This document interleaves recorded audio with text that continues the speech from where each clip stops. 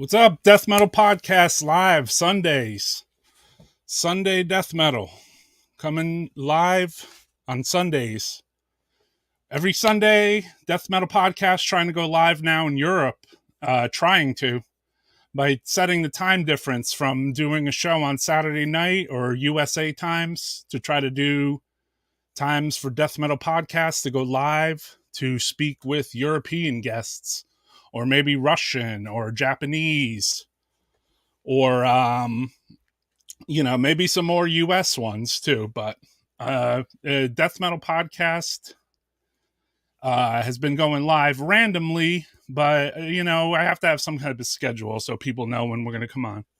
So I appreciate anyone already popping into the chat. What's up to everybody? Yeah, Sundays. What's up, man? How's it going? I see my supporters in the house. Thank you, Death Metal Podcast. Yeah, David's chilling in the back room. He has just green M&Ms in his lounge. He's getting a foot massage. So yeah, we treat the guests good at Death Metal Podcast when they're in the back, room. Cheers to Germany. Cheers to Germany again. Daytime streams rule. Oh, what's up, brother? No baloney, ends alone. So, today's the day. And then next week, too, just as a reminder, I have a Death Metal Podcast coming live from Finland again.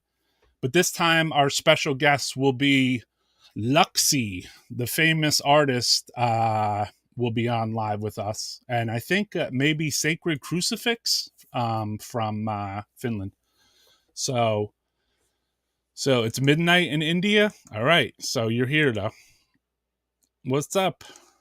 What's up, everybody? Again and again. All right. So at least, I'm starting to see like different guests. That's right. Luxy, Latin. I'm so bad at this pronunciations, but I've been seeing the guy's name for 30 years, so 31 years actually. He sent me a bunch of Finnish demos. John Grave in the house. Dorsten from Germany. What's up, everybody? Okay, so without further ado, the man of the hour is here. We checked the connect. And then we're going live. Tom Triano. What's up, Tom Triano? Carney's representing right here. So here's the man of the hour, David from Undergang. Hello. Technical death metal. Not really. Oh, we made it work. What a wonder. Yeah. What's going on, everybody? On a Sunday here on Death Metal Podcast. Don't be shy.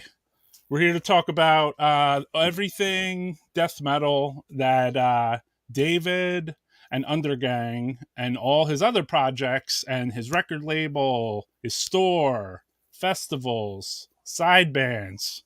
This man is one of the busiest death metal Europeans I know right here. Seriously. Yeah. I like death metal. He gets around. You get around.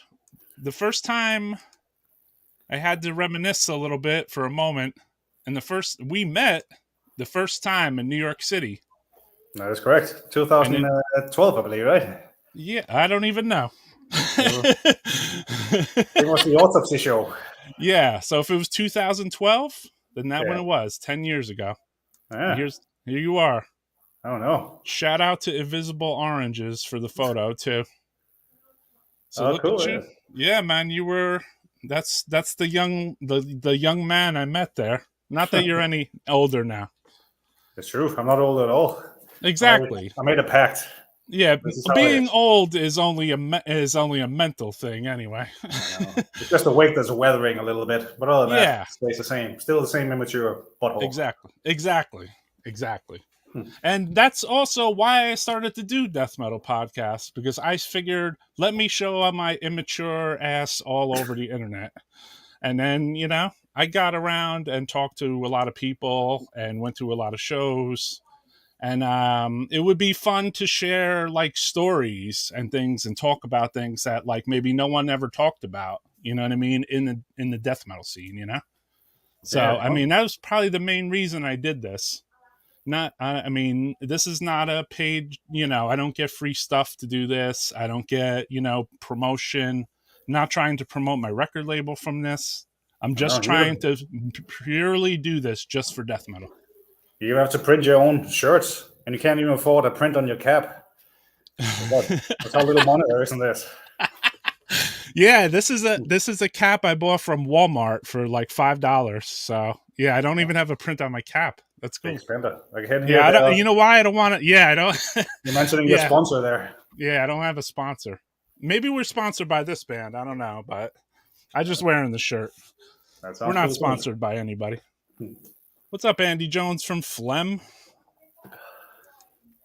So yeah, the death metal alumni sometimes joins us here, like this man right here, Andre. I know, he's all over. Yeah, I can hardly put on a show around Europe without him showing up these days. Yeah, Andre rules. And then we have Brad from Absconder, who's an amazing guy. It's been a while.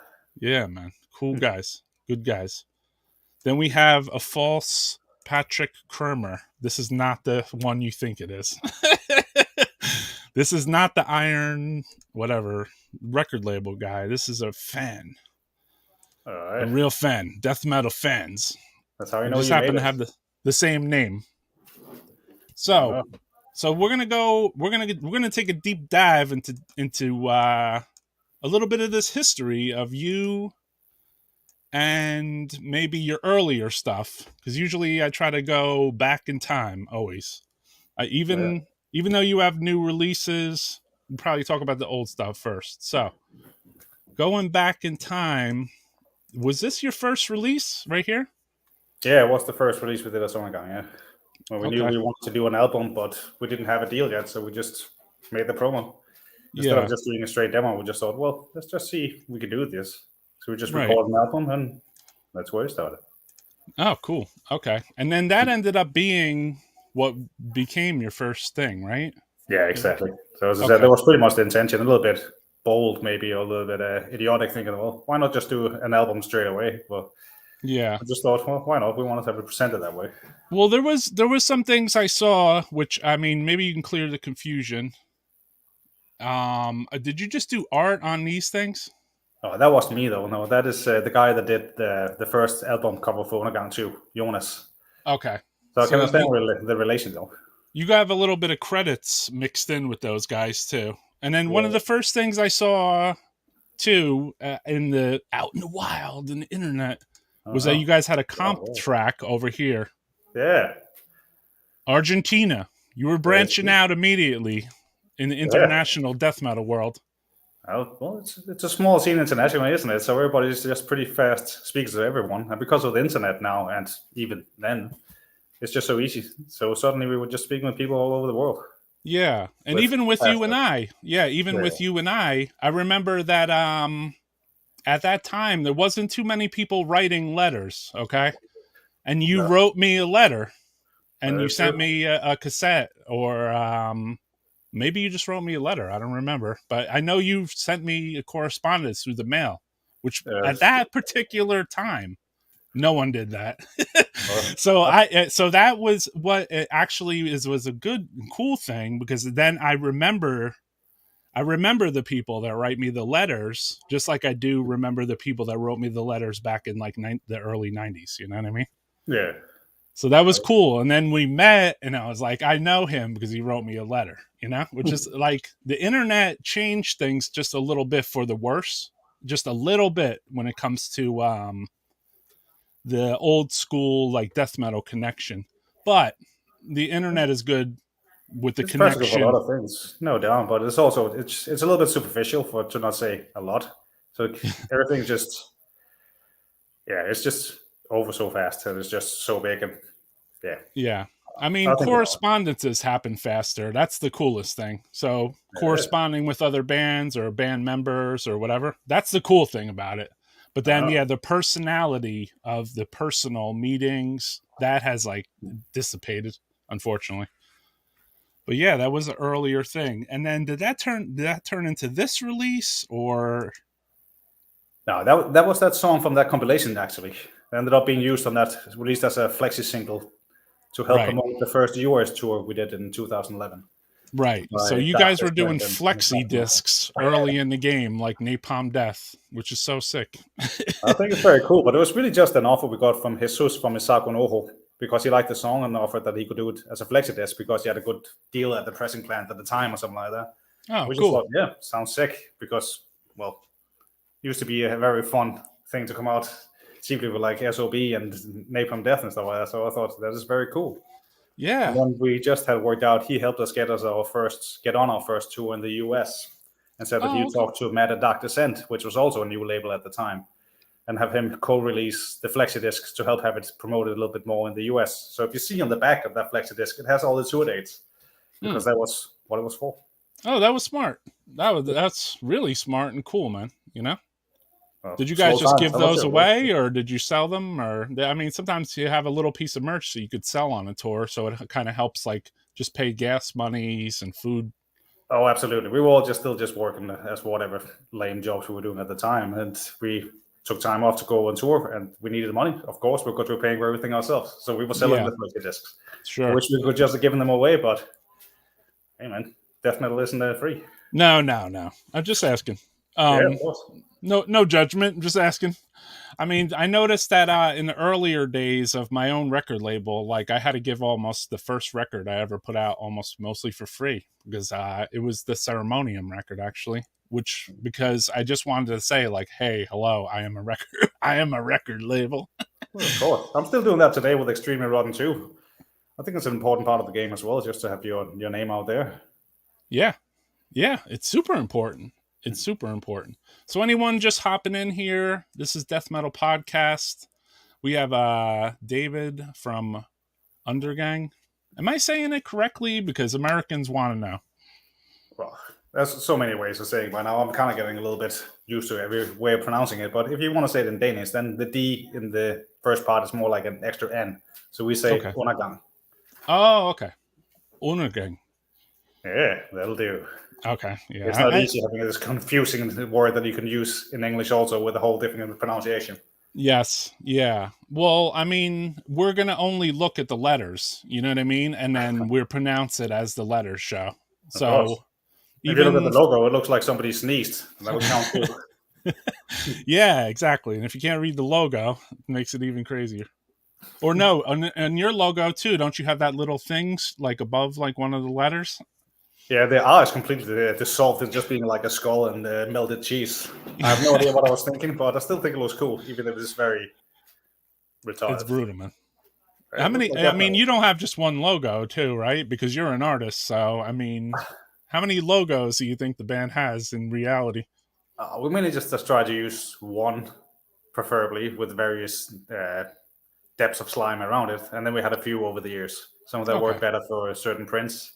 Like cool for a spine of a tape. I made one that was like just all gory and limbs and stuff like that. And in the past, there's been some ways getting to where it has now been perfected over the years. Yeah, that's cool, man. Yeah, I guess that's a place you got to be. Multiple logos is real metal. It's good enough for Autopsy. It's good enough for me.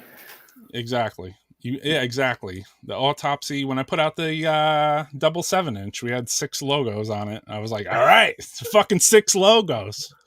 You know? Well, that must be some sort of record anyway. Yeah. Molten cheese logos rock. Pretty much. That was also my introduction to Necromonics, was picking up that 7-inch. Oh, cool. Yeah, that was cool. It was for me, I had Autopsy stayed at my house when they went on tour with Morgue and Incantation in like 93 or whatever. So at that time was when the genesis of the release talk had started, you know? Yeah, right. Yeah, and then Petri the Boogeyman from Doomed also stopped at my house and stayed for the night and played a show with them in New York. So he's like a kind of enigma of death metal, you know? Really cool. And Freeway from Immortal Fate was also playing an Autopsy at that time too. So these guys, these guys lived in a camper outside of my house. And then they would come in my house and sleep sometimes, or we would smoke fucking bong hits, or they would teach me how to take ice from my freezer to smoke bong hits, which I was really into at the time, you know? Sounds ridiculous. I've seen the photo. I never tried it myself, but I always thought it seemed very fun. Yeah. Do people get confused with like Danish and like Holland because, you know, you're kind of close, but then there's like drugs in Holland, and it seems like Danish, no drugs. Well, for that part of their things, I'm not really sure. But a lot of people seem to make the mistake of saying Dutch about Danish. Right. Yeah. And you also know that Danish is a delicious pastry, but it's also a people. Yes. And here we don't call it Danish; we call it Vienna bread, just in Danish. Oh, so okay. It's all the more confusing. Yeah, you learn something new every day. Yeah, Vienna bread would make it Italian, wouldn't it? Somebody's asking how you got into death metal. We don't have to ask that question yet. We're going to show how you got into death metal. It was right here. This was the beginning, but maybe a little before that. Did you have some bands that were before this? Oh yeah, I played in various bands until then. That was just the first proper death metal band. Right. I was a part of. So it was something I've been brewing on and writing for several years at the time, but never really felt comfortable necessarily playing the style of music that I loved. Right. From basically just being self-taught and just being very critical of anything I do. Right. Because it's very difficult in the early musician stage to put something out, right? Because you might listen to it over and over again and think like, I don't really like this. You know what I mean? Right? That happens? Yeah, of course it does, yeah. So like that. And then you hear the final result and you think, how did you let that go out years later? But it is what it is. And it's all just part of the beautiful ride. Yeah. Sometimes gauging other people's reactions is helpful. They're like, holy fuck. You know? Right. It's like, oh, okay, I guess this is good. With before you were doing a band, were you going to local shows in Copenhagen? Did you live in Copenhagen at the time?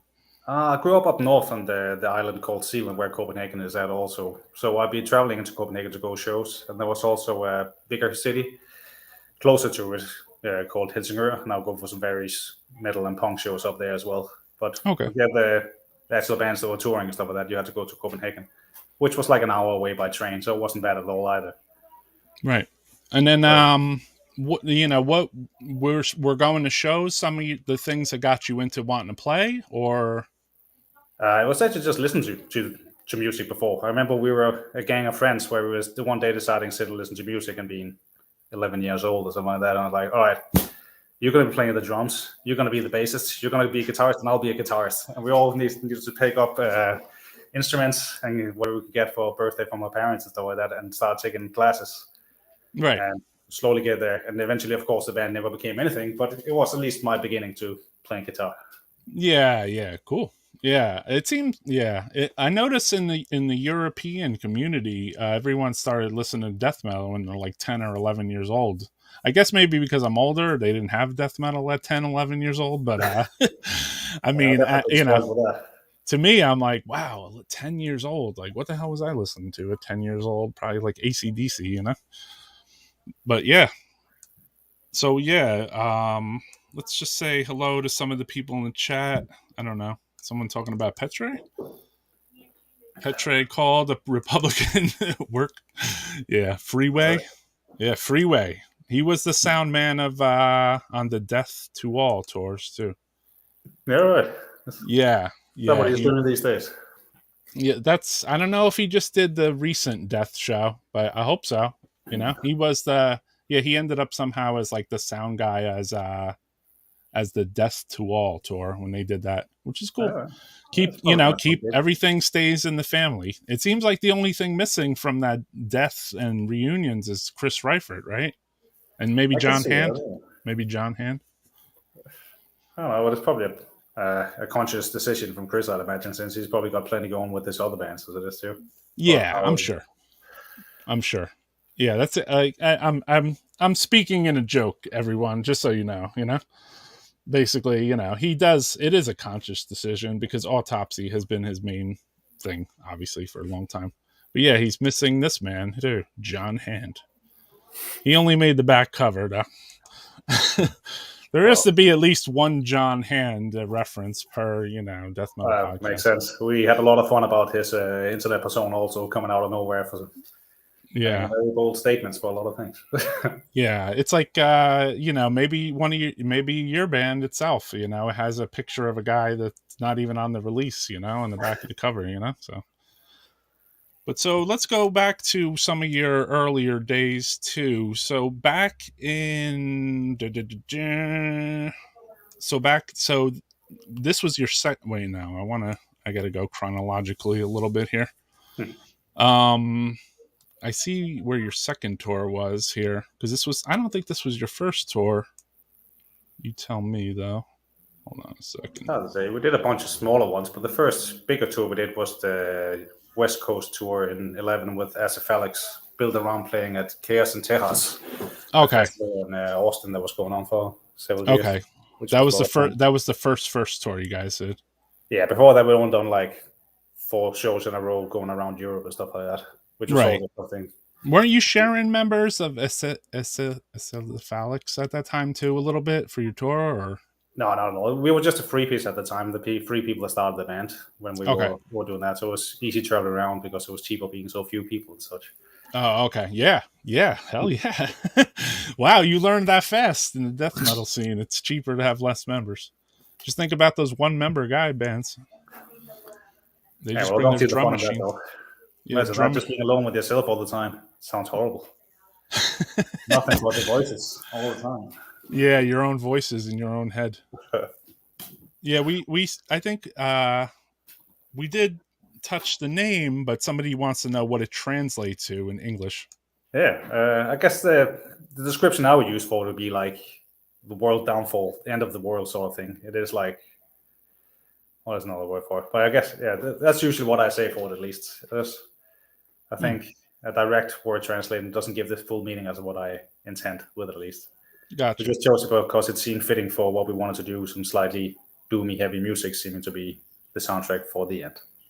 Yeah, and there's not a lot of there wasn't a lot of lineup changes with you guys, or was there? Not to begin with. It was just I met up with a friend who I wanted to introduce to playing what I've been writing, and then he suggested Anders for drums, and then we got together what turned out to be his birthday, but he didn't say anything at all for our first rehearsal in 2008. And that was the lineup we stayed with for the first 7 years, I think. 7 or 8 years. Cool. So he was over here for the Autopsy show. Yeah, exactly. Yeah. He was the tall guy on the bass.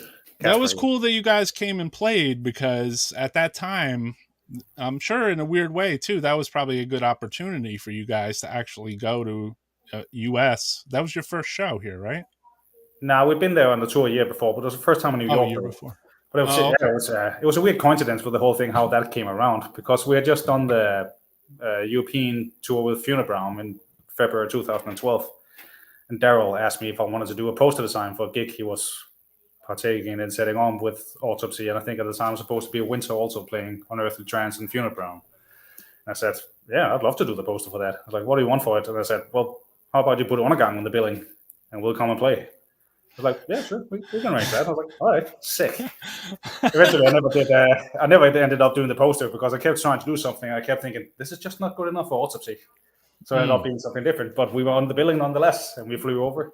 We did something. That's even better. You didn't do the flyer, and you still got on the show. Even better. Very smart, right? Hell yeah, that's super smart. Lunchtime with Death Metal Podcast. That's right. We're doing it, because in America, this is the lunchtime edition. All right. We were used to going live with the podcast, Death Metal Podcast on YouTube, sometimes like at night, you know what I mean? So then it brings out a lot of drunk, no offense towards drunks.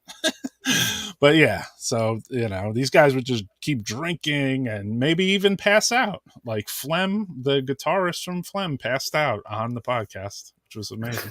All right, I guess we're going for a long time. I've seen some of the ones you've done. It's been like many hours. Yeah. And then there was many guests too. So in the beginning part, there might be like Sharon from Derkata, but by the time it's ending, it's like Yane from Eternal Darkness or something, which I thought was, like I felt like I was trying to span multiple countries at that time too. Yeah. So I noticed like the USA time sometimes synced up a little bit with Australian time, which was cool. And then it synced up a little bit with Japanese time, which was cool. So I was like, all right, cool. So, we'll have and talk to guests in Japan, So obviously I hit up my man Takashi and and ANATOMIA even did a live rehearsal on Death Metal Podcast, which was cool. Yeah, sounds sick. Yeah, man. I want to, like it's fun. So it's fun to get together and talk to other death metalers too, either to compare notes or talk about their releases. And again, no one's paying me to do this basically.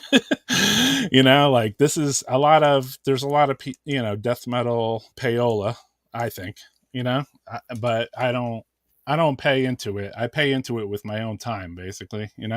I figure if I'm going to promote whatever I'm putting out or death metal in general, I'll do it on my own time. I don't need to be paid to do it.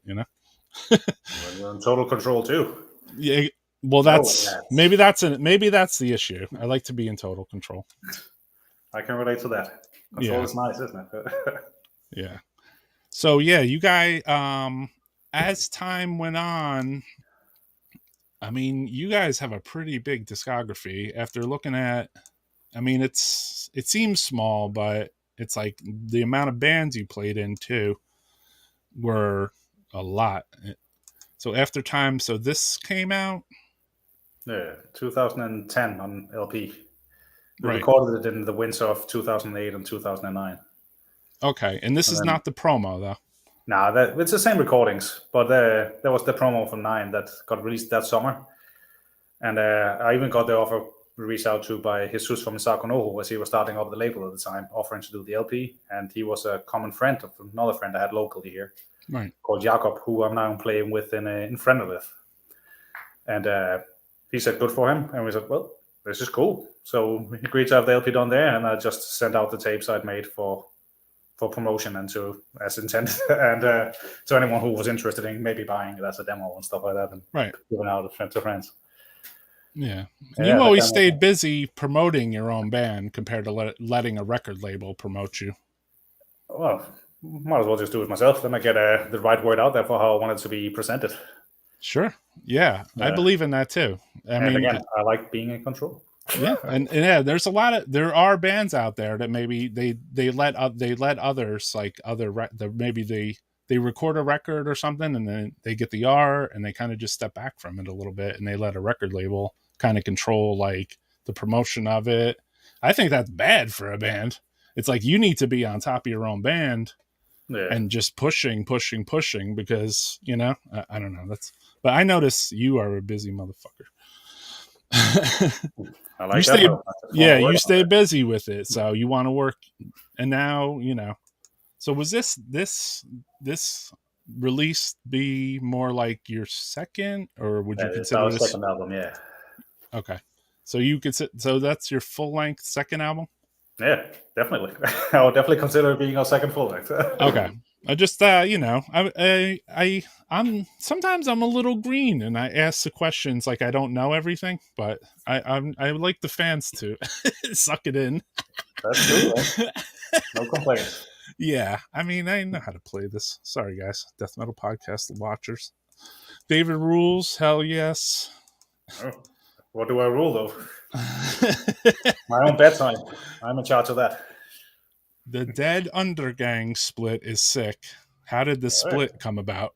I think that's jumping forward a little bit though, but let's answer that. That's cool. Yeah. Well, I've been in touch with Danny from Dead for some years at the time. We met at some shows we were playing without touring, and he liked Undergang, and I'd always been a fan of Dead. So we talked about doing a split because I prefer the split releases to be only with friends, so like people as a history with, so there's a relation, not just necessarily from liking each other's bands or for the promotion of it, going through different camps. The different band can offer the other one, but I wanted to be something more deep to it.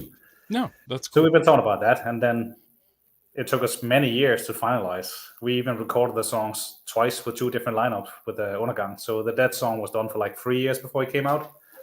Undergang recorded with the lineup we had for Misanthropologie at first, and then Sam, our bassist at the time, he left the band, and we had a new lineup, and the Split was to come out. So we thought, well, let's just record it again with the actual lineup for when it is being released.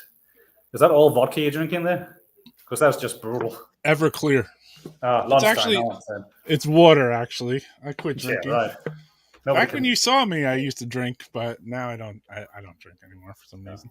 That was smart. It's also just lunchtime. You said that. All right, but then the Death thing was due to that. Just like a celebration of friendship between bands and admiration of each other's bands. Yeah, on the person asking that, Francisco, he put out a split 7-inch with Dead. So maybe that, he has a relationship obviously with Dead too. So he does a live YouTube. You probably checked it out. All right. Jamming out all badass. Hails Danny from Dead. Yeah, hails Uwe from Dead too, who came to America and hung out with me. Very cool. They're all very nice guys. Yeah, super cool guys, man. Dead fucking rules. Roy only drinks pus. That's right. I thought it was a secret. Now it's out there. Yeah, I know. I mean, that's my superpower. No spinach. Gasoline. Someone said. Yeah, that's my gasoline. Actually, my gasoline is diesel fuel. Hail to like deodorant. Yeah, more like spearmints mixed in PCP. Very brutal. A lot of honesty on air tonight. Hey, I mean, I could be honest with my own histories. I also don't want to have judgment against. I don't drink, but I'm not, going to play Mr. XX Straight Edge. Like whatever people like to do, that is their prerogative. We're all big boys here, Yeah, I agree. Francisco drinks the vomit of priests. Cool. All right. So he needs help to hydrate because he needs somebody else to vomit to be able to drink. Exactly. That must be hard. Yeah, I know. Would this be like your third release right here, this one? Yeah, that'll be our third album from 2015. So as I noticed, and I'm going to say, like, you are the principal art maker of all the, not only the logo, but I mean the text of the titles and the text of the the imagery of the band. You know what I mean? Yeah, for the most of it, I have been. Yeah. Yeah. What got you into drawing? Well, just being a kid and loving all the macabre and horror movies and horror comics. So I just wanted to do that myself. I'm drawing little mushroom-looking skulls in my notebooks at school to, try and take a little bit further. Yeah. And eventually led that to doing more music-related stuff, like doing gig posters, the art for that kind of thing, for the local shows going on. And some friends asking me to do art for some of their releases, being demos or shirts or logos and stuff like that, into finally getting my own band that was comfortable with this, to doing the art to go along with that, saying, I have an idea about how I want this to visually be presented. I want it to look the way I want it to be sounding. Gross. Yeah, and also by doing that too, and saying like the drawn flyer thing, that's kind of important in a way for death metal, right? I think so. Like, I think so too. It's just like the original fanzines that I read were all, even though they had typeset in them, they were hand drawn on the sides and stuff. So you had up the sides, or if there was a section that said demo reviews, there would be like drawings around it. Probably done mostly by the editor of the fanzine, Yeah, for the most cases, I'm sure. And it's totally cool. Even if it's very immature and poorly done, I still think the whole passion of it is just so sick. Yeah. And you brought the same elements to your flyers and your live shows. And I love that element of like the hand-drawn, old school, I mean, the punk element had it a little bit, and then, the death metal element had it, obviously, and it's so, and there's something just fucking cool about it, man. It's it seems like a dying art, which scares me, you know? Yeah, to some degree, but I still think it's very much living on.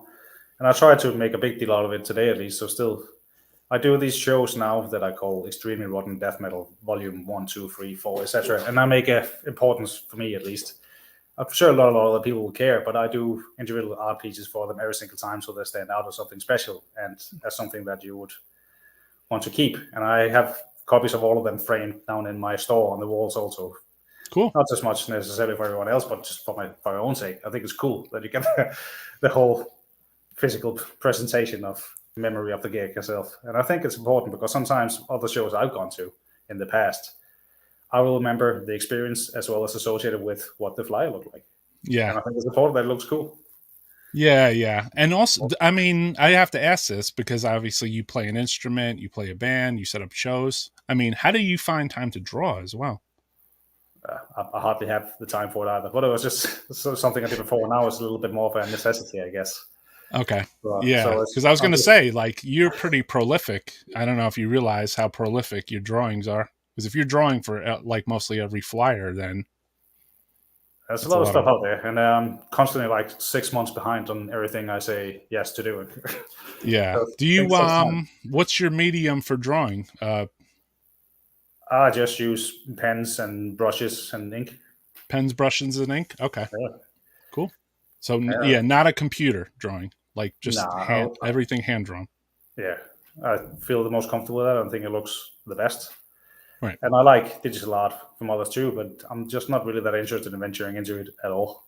Yeah, and I'm sure you finish up your art digitally, obviously, because it has to go into the digital fucking world, you know, unfortunately.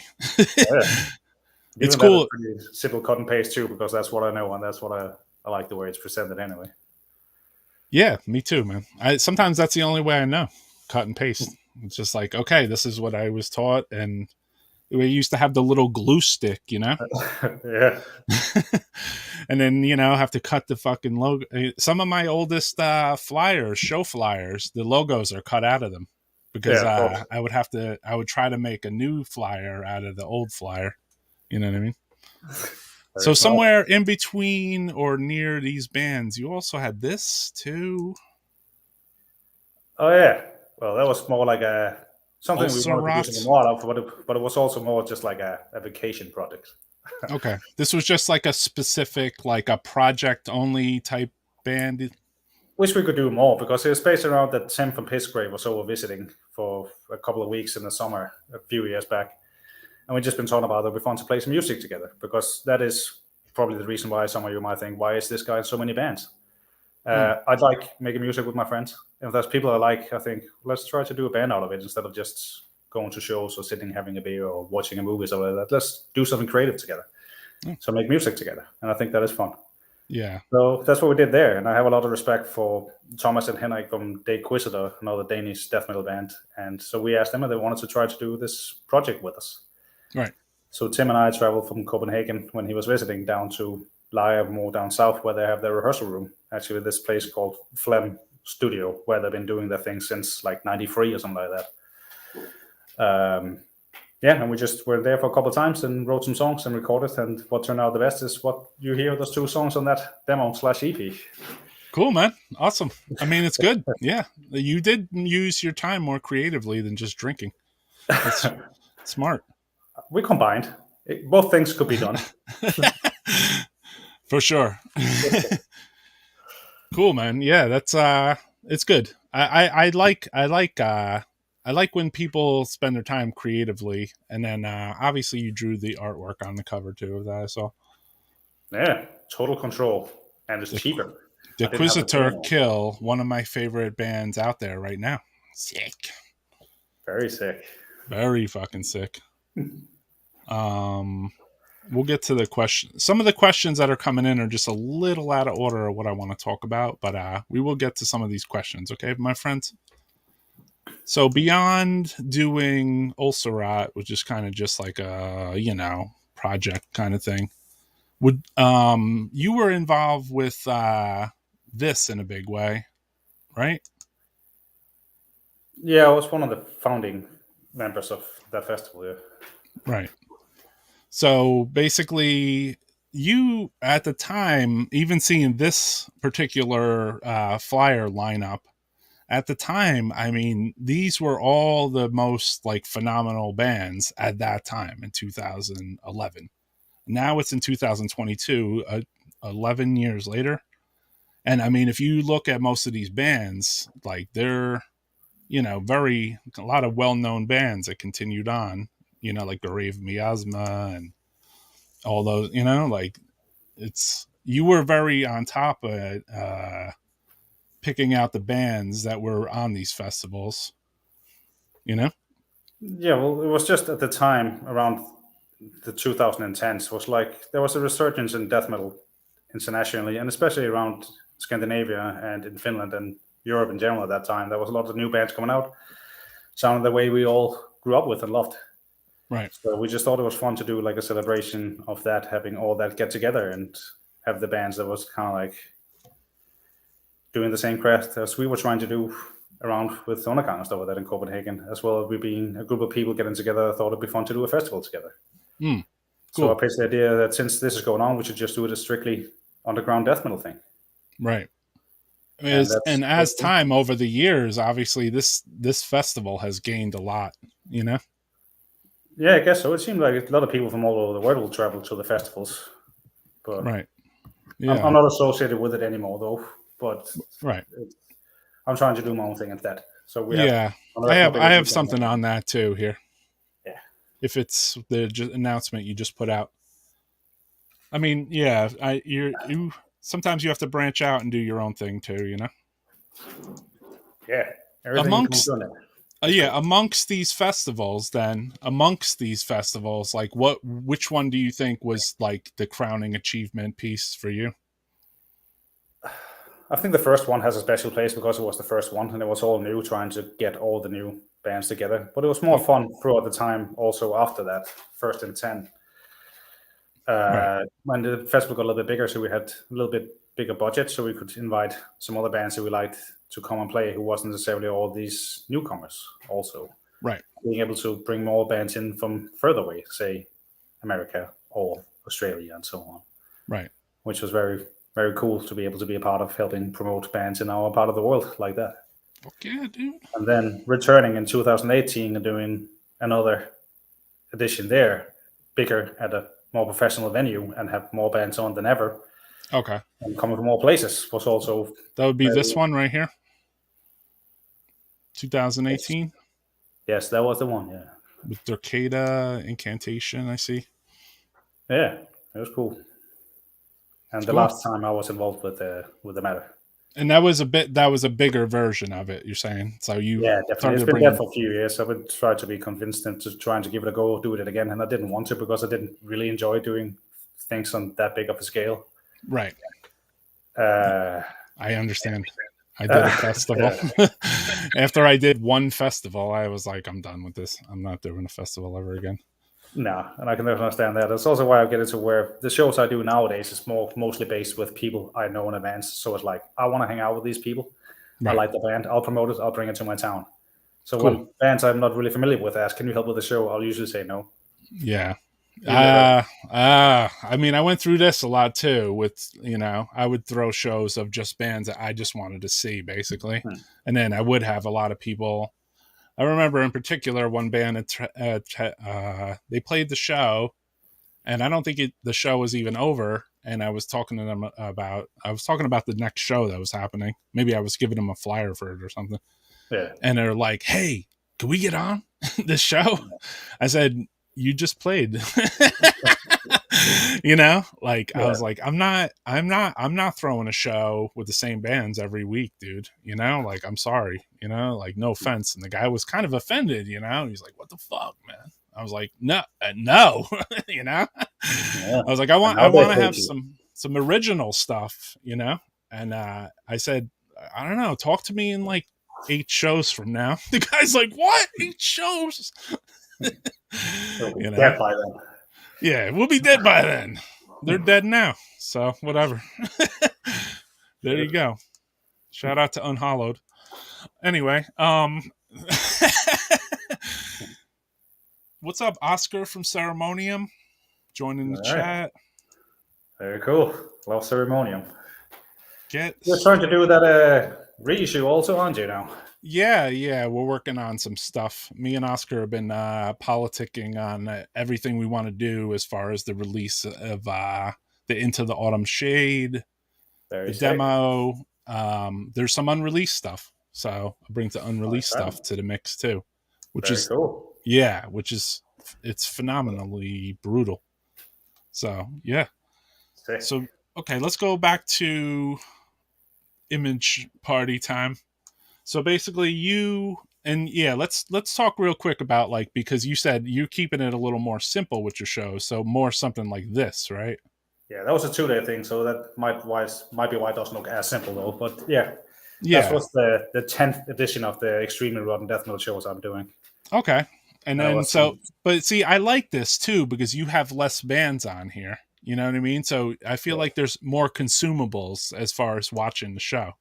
Oh, definitely. It's not supposed to be a festival. It's still just a show. So it's just trying to Right. promote what's going on in Copenhagen, especially because Denmark is good for death metal these years. Yeah. I And mean, it's just cool to have a smaller show. I find that you're the fans, you can be more engaged with a smaller show than you can a festival. well, yeah, of course, it is definitely more intimate. So everyone's more there together instead of it's a band playing for a bunch of people. Yeah, true. And then I only learned that by going to a Maryland Death Fest after I vended Maryland Death Fest for 10 years. And then I Yeah. decided one year I'm not going to go. I'm going to go and be a fan of this. I never get to watch the bands. I don't even really know what this festival is about. No. So I was like, I'm going to go as a fucking fan this time, you know? Hmm. And I went as a fan. It was like probably same thing around 2010, 11, 12. I don't remember. But basically, I went as a fan and I realized I was like, man, these motherfuckers have to run their ass off during this show. Like this stage and that, and who this band's playing now. And you got to really pay attention. Or if you end up going off to the side and talking to Danny from Autopsy, you missed like 2 fucking bands that you wanted to see. You know what I mean? So it was just like, wow, dude, holy shit. I can't believe how fast some things go with these festivals, you know? Yeah, definitely. It's also, I think, as much a social thing to a lot of people, myself included, going to a festival. You get to see a lot of people you don't get to see otherwise, and you want to catch up. And that Yeah, it is was a completely sacrificing some social bands. thing to me. It was a completely social thing. Even when I quit going to shows, because I did quit going to shows, I quit going to shows because I realized I was socializing more than I was watching the show, basically.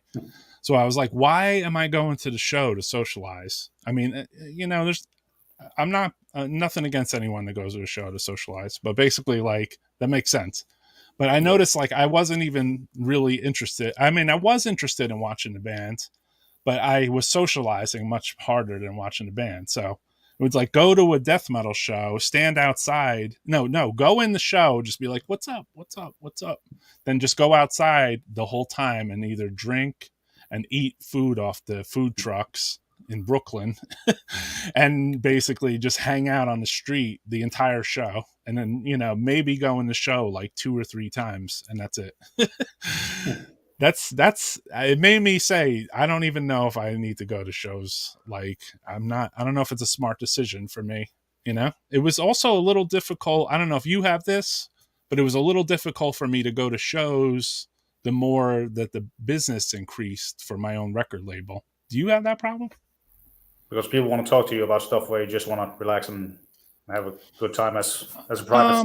Not So why that. shouldn't it be? I Or mean, what? not that. Yes, a little bit of that. You know, a little bit of that was involved. You know, where people. I heard the term used recently. Someone called it Punisher. I guess somebody that just comes up to you and just completely just you. I guess mostly when you're stuck at a fucking merch table and just someone comes up and they want to talk about like every single release you have, which I understand the love of the band or the releases or the label. So but I don't find it as punishment. But there can be a person or two that can be completely punishing. But yeah, as far as going to shows, it was like I got off track a little bit there. Yeah. I mean, that was an aspect of it. It just, I don't know. Yeah, I got off track on what my original fucking statement was there. You're right, though, man. I mean, people would want to know exact dates of when my stuff was coming out, and I'm just like, you know what? It's come. Oh, this is what I was trying to say. I stopped going to shows because I felt that the work I had to do at home for death metal was being Yeah. interrupted. You know what I mean? Do you Yeah. ever feel that? That's what I was trying to ask. Not as much, I guess, but also because I rarely go to most of the shows these days that aren't something where I'm either putting on the show or playing myself. Okay, gotcha. So it's just always a little bit of work, I guess, as it Yeah, is. So that's just kind of how it is. But yeah, then when I do yeah. go to shows where I'm not playing or organizing, I don't know what to do with myself.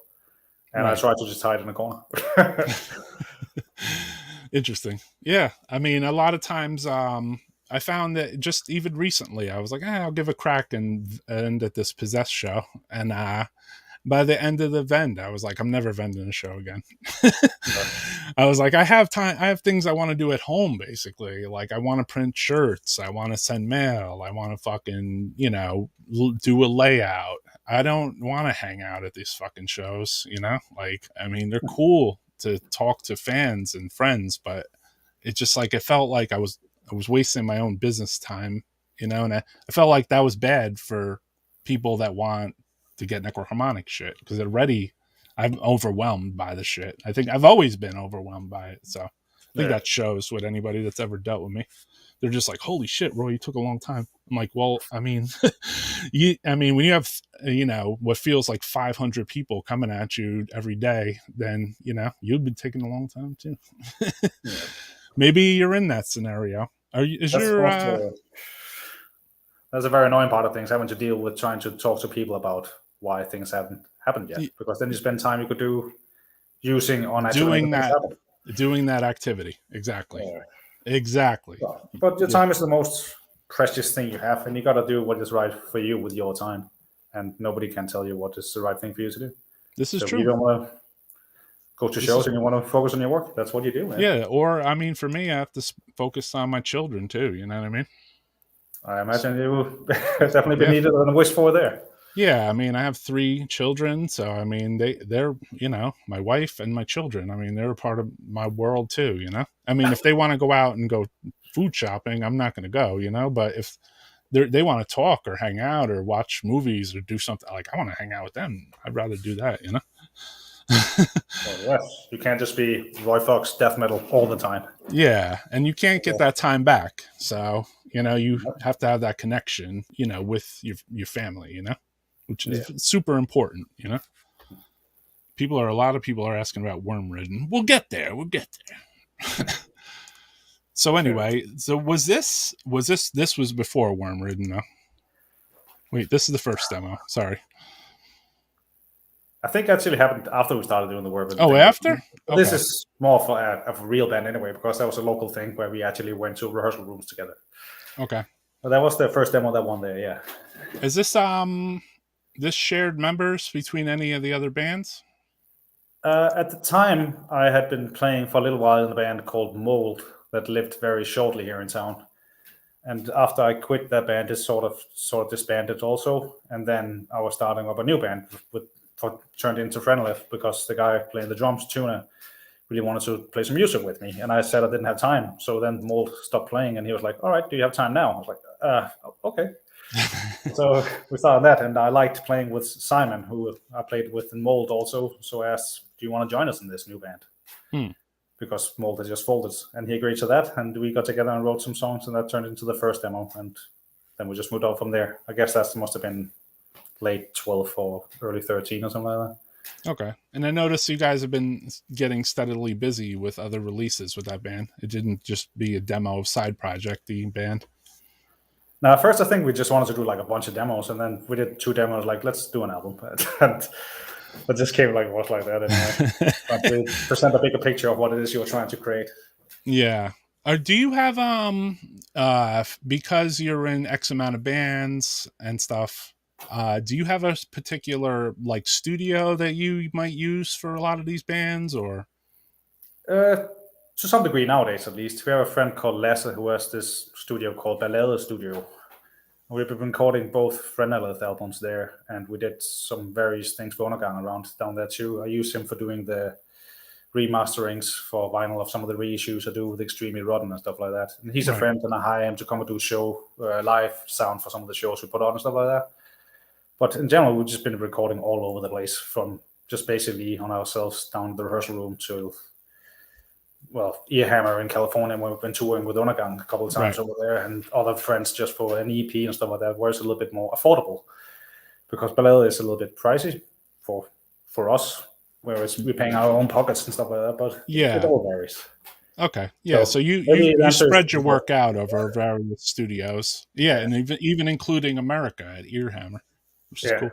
I love Greg. I love recording with him there. He just makes the band sound so great. So we've just been trying to go back to there recording when we could. And we have him still doing mixing and mastering for several releases that we record over here.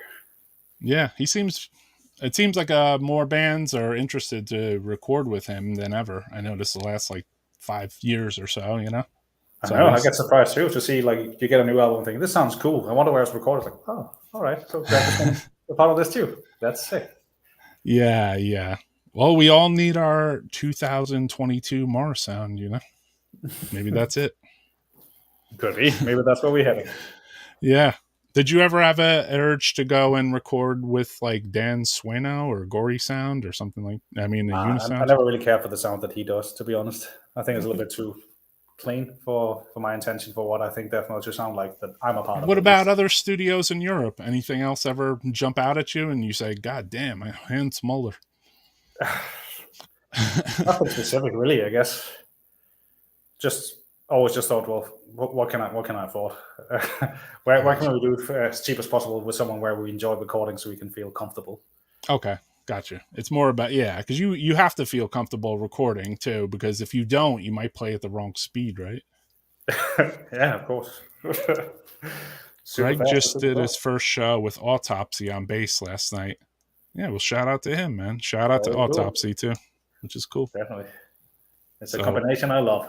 Yeah, I mean, that seems like made in heaven right there, you know what I mean?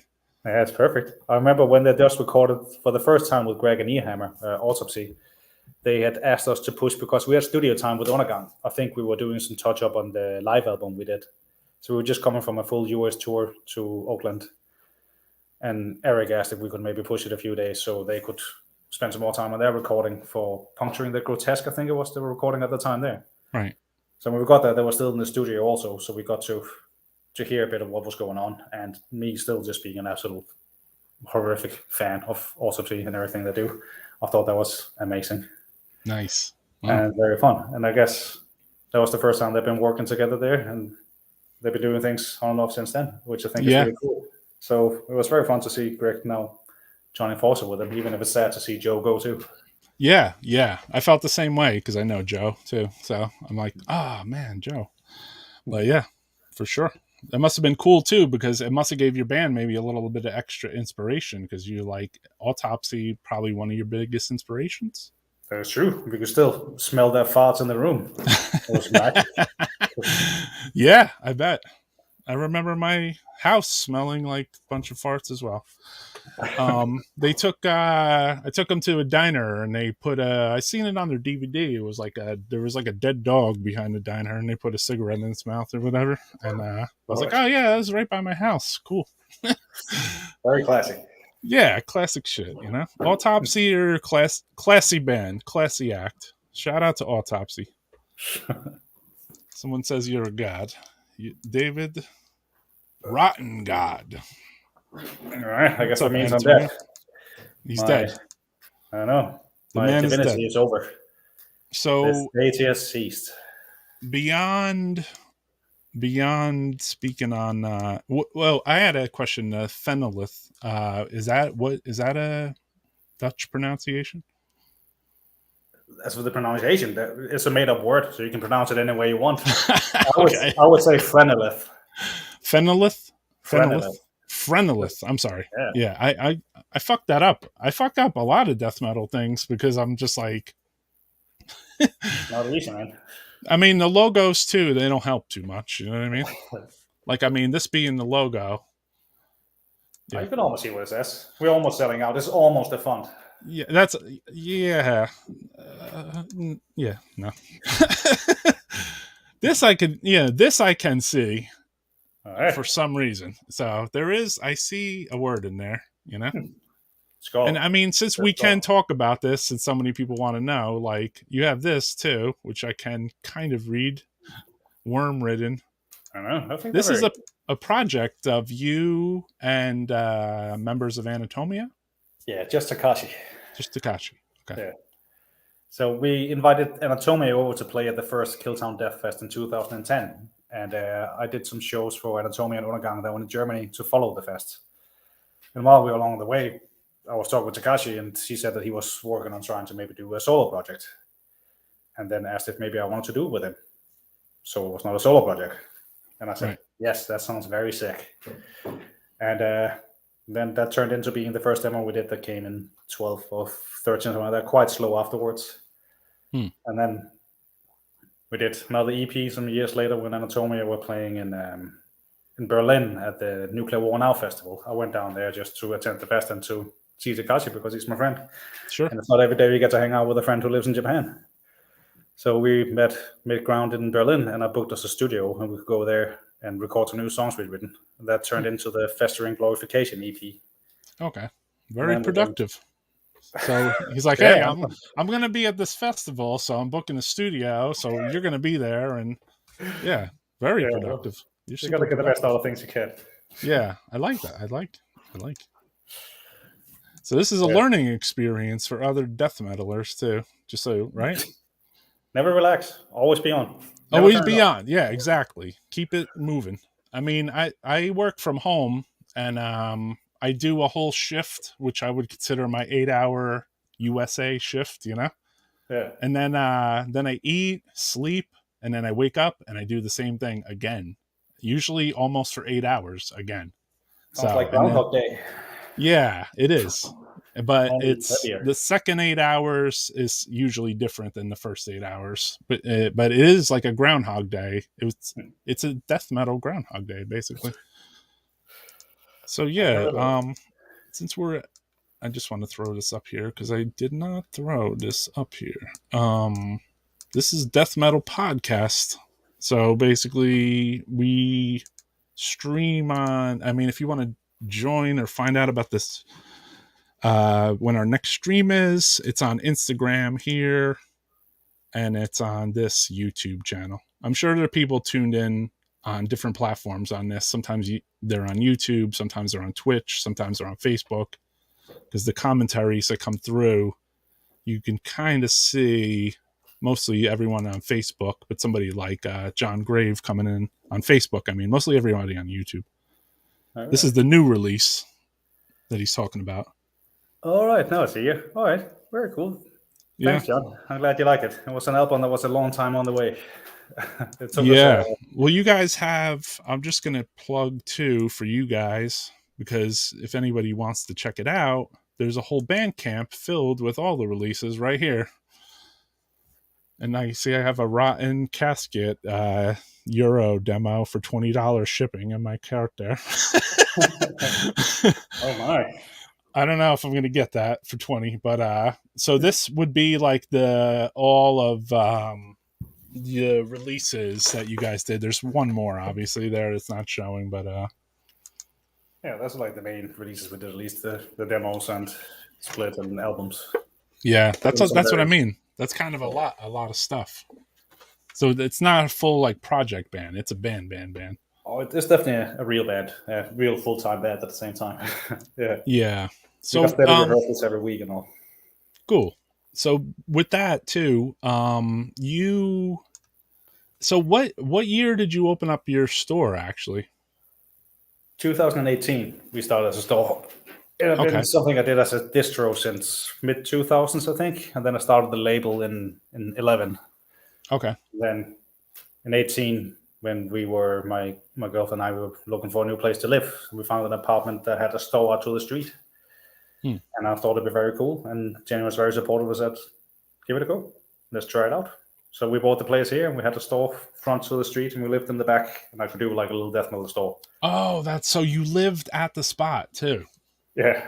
Oh, that's so awesome, dude. It's pretty fun. It's something you don't come by every day. So yeah, it obviously has its own challenges, you know. Well, you're basically just at your job all the time. Yeah. Well, but for the first year and a half, I was also still working as a janitor at a school part time. So I was just doing a weekend thing open, and then I was spending time working at the school and dealing with mail orders and stuff like that. So in 20, yeah. How do you feel like? Was that ever a dream for you to say like, "Hey, I'm going to open a record store"? I think most people's into like a nerdy form of music would also think, imagine just working at a record store. Wouldn't that just be the coolest? I just get to listen to music and deal with music every day, all the time. So it's something I always wanted to, but I never thought it was realistic until this came around. Right. And I just thought, give it a go. And being as boneheaded and stupid as I am, I was like, well, the label is all death metal, and the store is going to be all death metal. Right. And it seemed to work out. Who would have thought? And now we have a new location we moved to like last year, January 21. We moved in there, spent some months getting it ready, and now it's almost this is it right here, right? That is it, yeah. And there he is at the cash register. I know. It was our Christmas party with Undergang. That's why I'm wearing a red shirt. I know. I see the Christmas record there hanging out. Oh, yeah, that's true. It was our release reception we did. yeah. That's cool, though. I mean, how's the new store treating you? Friendlier layout? Is it apart from where you live? Yeah, it's only a store. We don't live the same place now anymore. It's also a lot bigger, and it's central in town. Okay, so it's cool. It's all the better. It's right next to the most busy train station in all of Copenhagen, like 2-minute walk from there, which is super weird. So I have like a death-centered, located death metal store. Yeah. But, I mean, there's a train system. Do you find that people might come from another European country to come to your store specifically? That specifically not just for that. I don't think so, no. But tourists will go in there, both either because they maybe heard of the store and label, or they're looking for a metal shop and they find that, and it's so local. So I guess people will check it out. Even some people that leave empty-handed because they're like, oh, it's only death metal. Okay. And what about do you think since you did the store, do you think that I mean, I know you have to be, but basically I'm going to ask this question anyway. Do you think that you're propping up your own death metal scene a lot because people come in there and you're like, hey, this is the fucking music right here, buy this? I like to hope so, at least. I would be lying if I said I didn't wish to try to provide something like that, like a little meeting point. Or maybe like you see a young kid, he's like 14 years old, he rolls in there just on a whim, you know, and then next thing you know, he's there again and again. Yeah, that happens though. We have this one kid called Valdemar we had in for internship recently through his school. He might even be watching this at some point, I'd imagine. So in that case, hello Valdemar. Shut up. He's really cool. He comes in here every now and then, and he was there for like a week, and now he's going to come in and help me about once a month. Getting some stuff done too, because, well, he's a nice kid and he's really into death metal and what is going on. So that is cool. Yeah, I'd love more younger people to get into it as well. Super important to have that in a weird way. It's like it's kind of cool to, you know, you're propping up your own scene. You know what I mean? By bringing people in and being like, listen to this. You know, I had to go through a phase. All of this could be you. Yeah, look at this watch. Can't you see how much money I make off this? See how many steps I did today. But basically, yeah. I think that it's important in a way to spread the music of death metal. You know, I always did, and you can spread it through the mail, but it's cool to spread it in person and actually see, like, holy shit, like that guy. Like I told him buy that. And now he listens to that, and he has the shirt on too.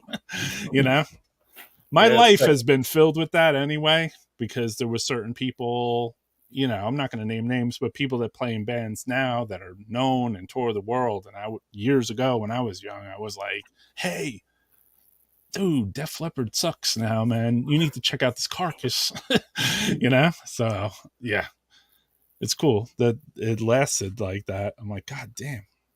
Well, think about how many metalheads across the world that we're freezing now if you hadn't been providing them with sick death metal demo shirts. Yeah, long sleeves, sweaters. Well, that's It's all about fleece sweaters too. Yeah, I mean, like in the late 80s, a fleece sweater thing was a thing, with the thrash metal zone.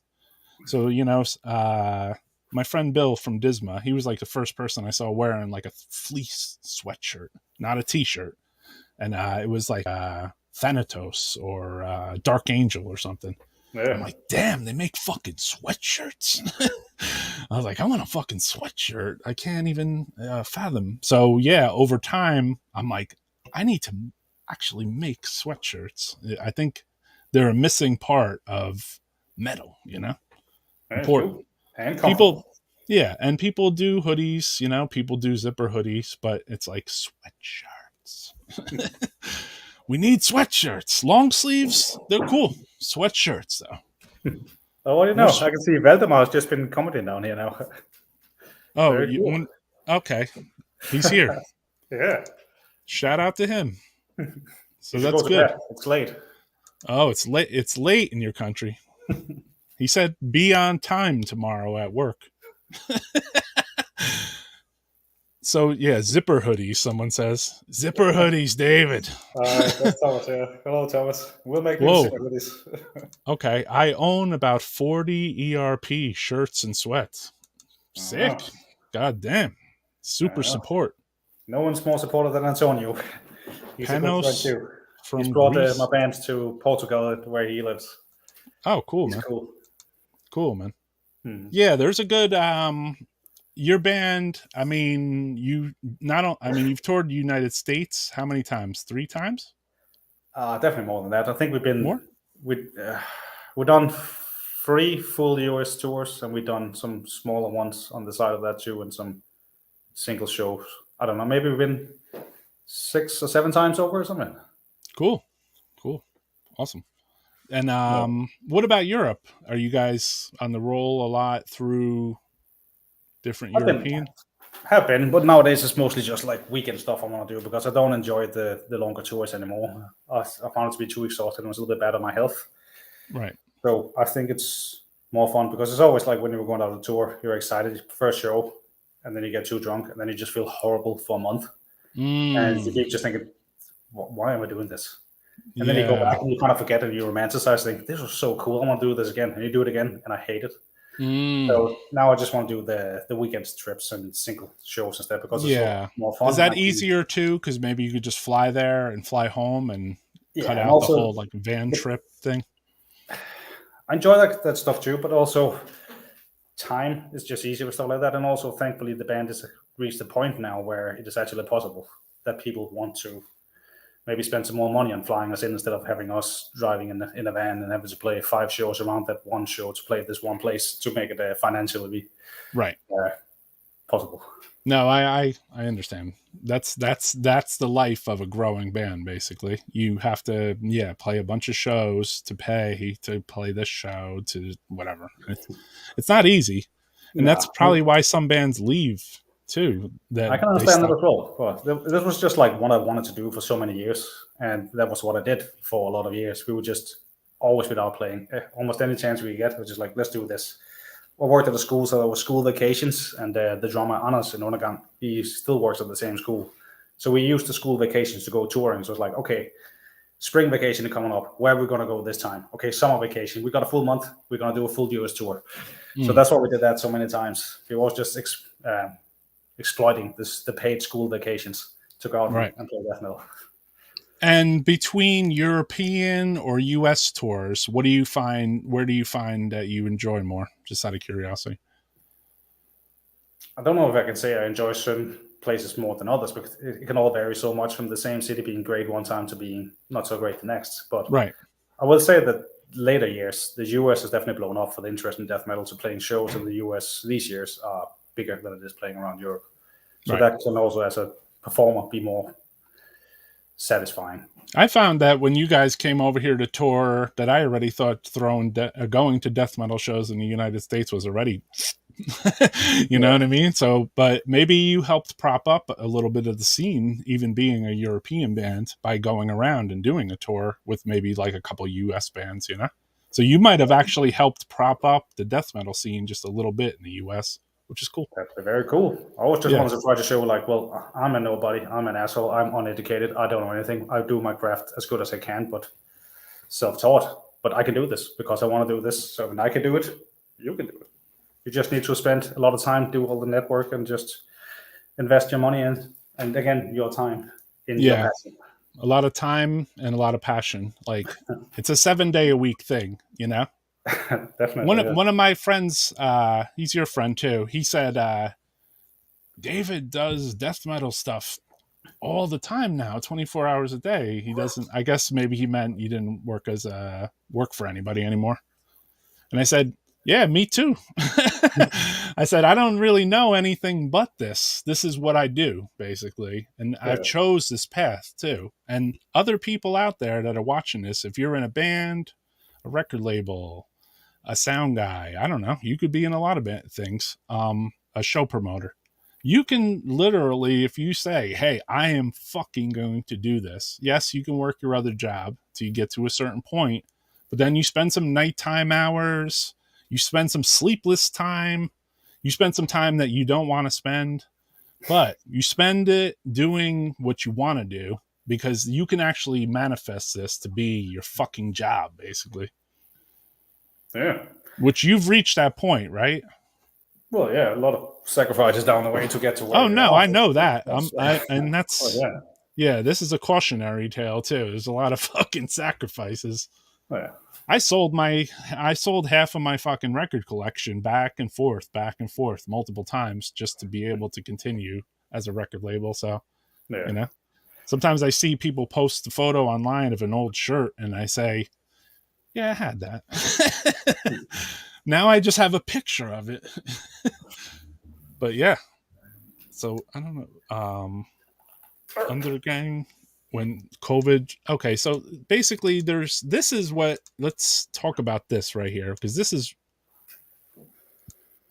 and then I want to talk about one other thing. This is what you're working on now, if I'm correct. Yeah. Okay. It's like a little sort of festival we're doing for 2 days in June. And the announcements for this are going to be coming in the next couple days? Yeah, I just thought it fun to kind of like build up a little bit of tease and hype about it. So just say, okay, these are the dates. Next week, we're going to start announcing bands. Just to get the word out there instead of just going full on, and then it might disappear for the online world at least. Still going to doing flyers and sending out with my mail orders and stuff like that. Right. Well, for starters, at least, this is how the world is now. You've got to be online with the stuff. So that's what we wanted to do. But I thought this was a smart way to start it out. Yeah. So what is this going to be, a 2-day festival? Yeah, we have a smaller venue called Beta out where the old store of mine is located at. We're going to have 4 bands there. And then we're doing maybe 6 to 8 bands at a different venue, Pumperhuset, where we also did the KILLTOWN, and I do some of the other shows I do. It's mainly these 2 venues I use for the extremely rotten shows also. Okay. Very cool places, cool people who's very supportive of what we do, and we'll be able to put on death metal shows. So yeah, cool. Do you want to let anybody know any secret information here, or are you saving it for the third? Well, it's going to be pretty much all of the local bands that you will know from here. So we're going to have Phrenelith and Struknos, Dequisitor, Keroshin. Cool. And then we're flying in some international bands to do some one-off things for this year also. Cool. Awesome. And the rest you'll start hearing on Friday the 4th. Yeah, and then you have the slow release, right? Where you just let people know, you know, this band, this day, you know. Let's talk about this quickly. Not only the logo, but you played in this band. I've seen this band popping this year. HYPERDONTIA, yeah. So this is your logo right here, correct? That is true. I came up with the name and I did the logo, and I was singing on the first stuff.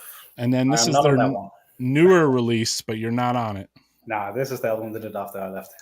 Gotcha. So you came up with the name, drew the logo, and well, it was like the guitarist and the bassist, Mustafa and Malik, they were trying to do. He had some extra riffs for what he wrote for. Mustafa had some extra riffs he said he was writing alongside for Engulf that didn't fit.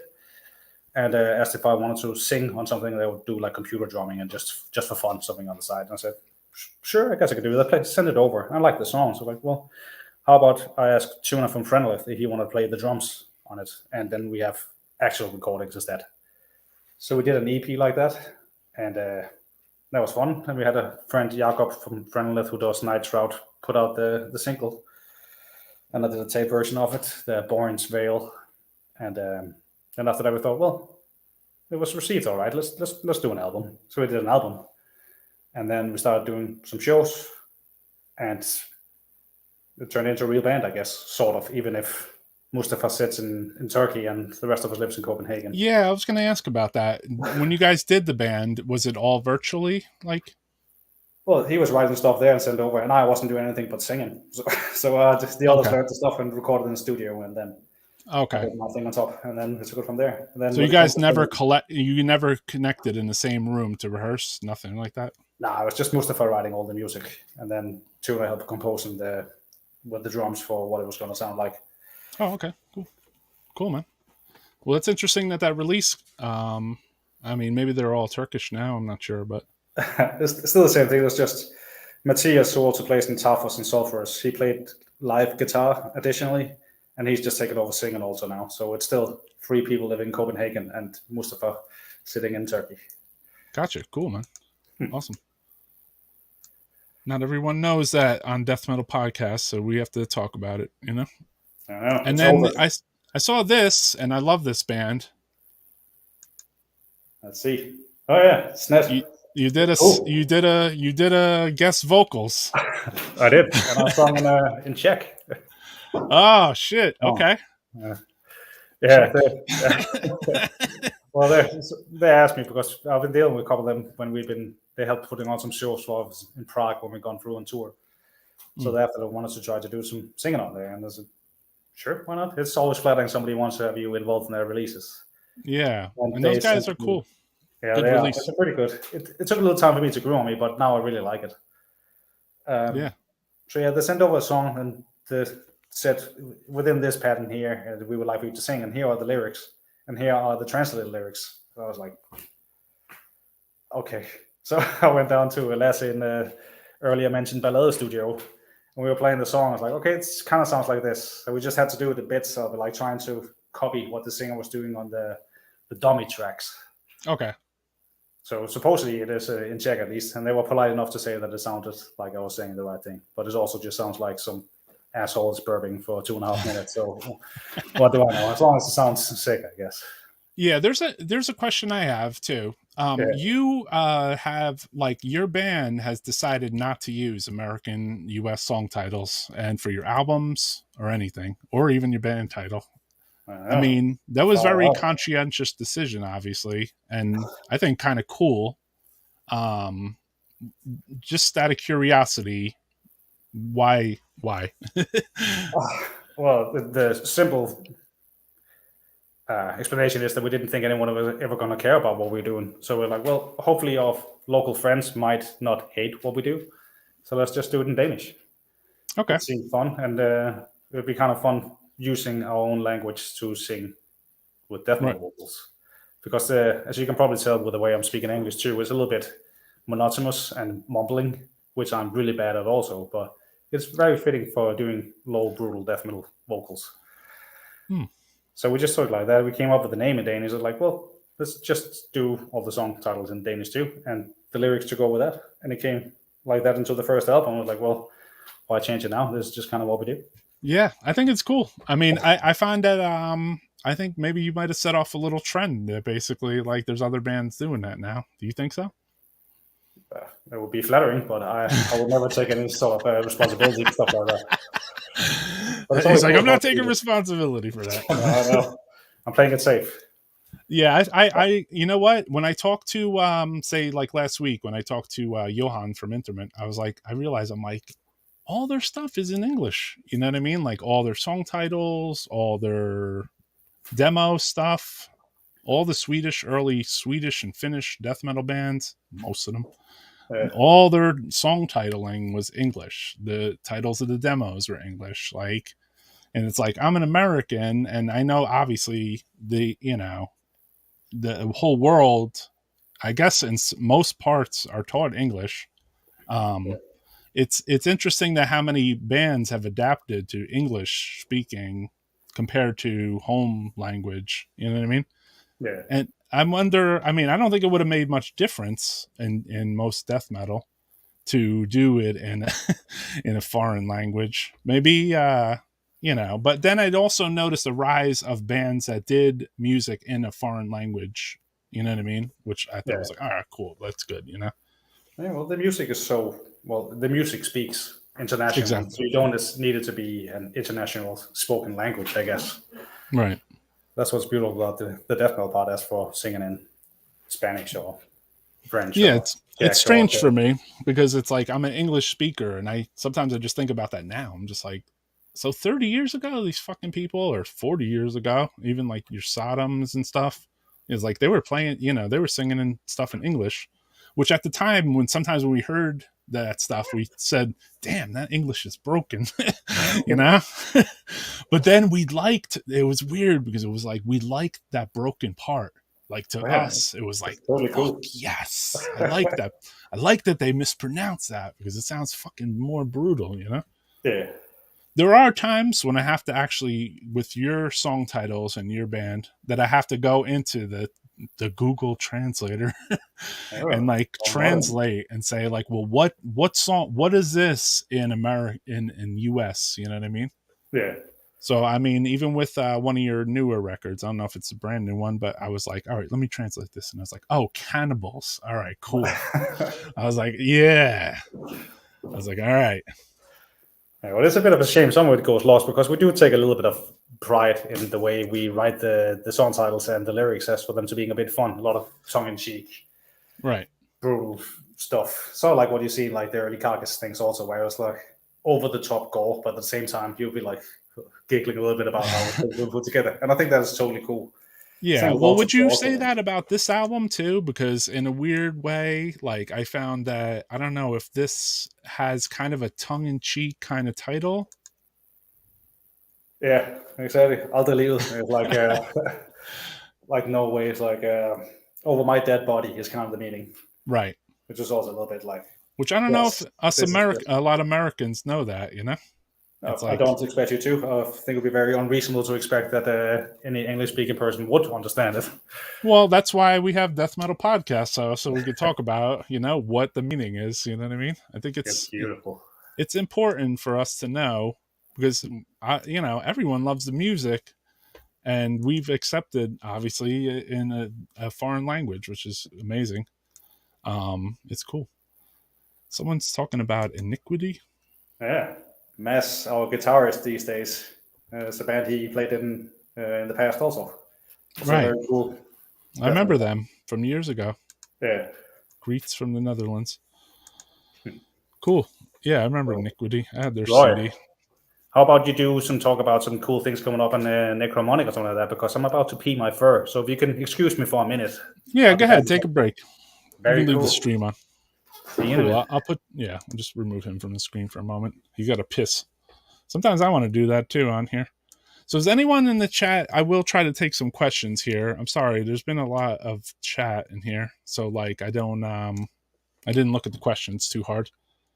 So is there anybody here that wants to ask any questions about to David about his releases, not too deep. Or maybe a special little tour story or a show experience. Okay, yeah, that's cool. Let's see that, Brian. Oh, that's cool. Okay, I could talk to that. Anyone else want to, if you're on the chat on Facebook or YouTube, does anyone have a question that they want to throw at David?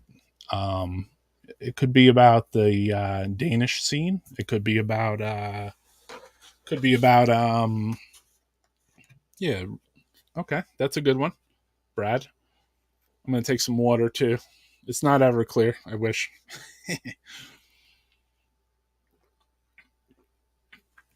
Yeah, Death Metal Podcast.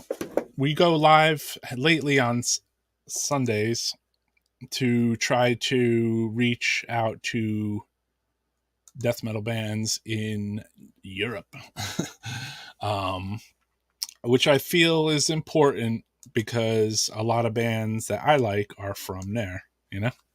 Okay, Johan, I can ask that question. Okay, cool. I see some of the questions. So I'm going to leave them off screen this time so they're more surprising. So how's everyone doing out there? Is today some kind of fucking football fucking day or some bullshit? I don't even know. I'm American, but not all Americans know if this is a fucking football day, you know? Not even this Danish person.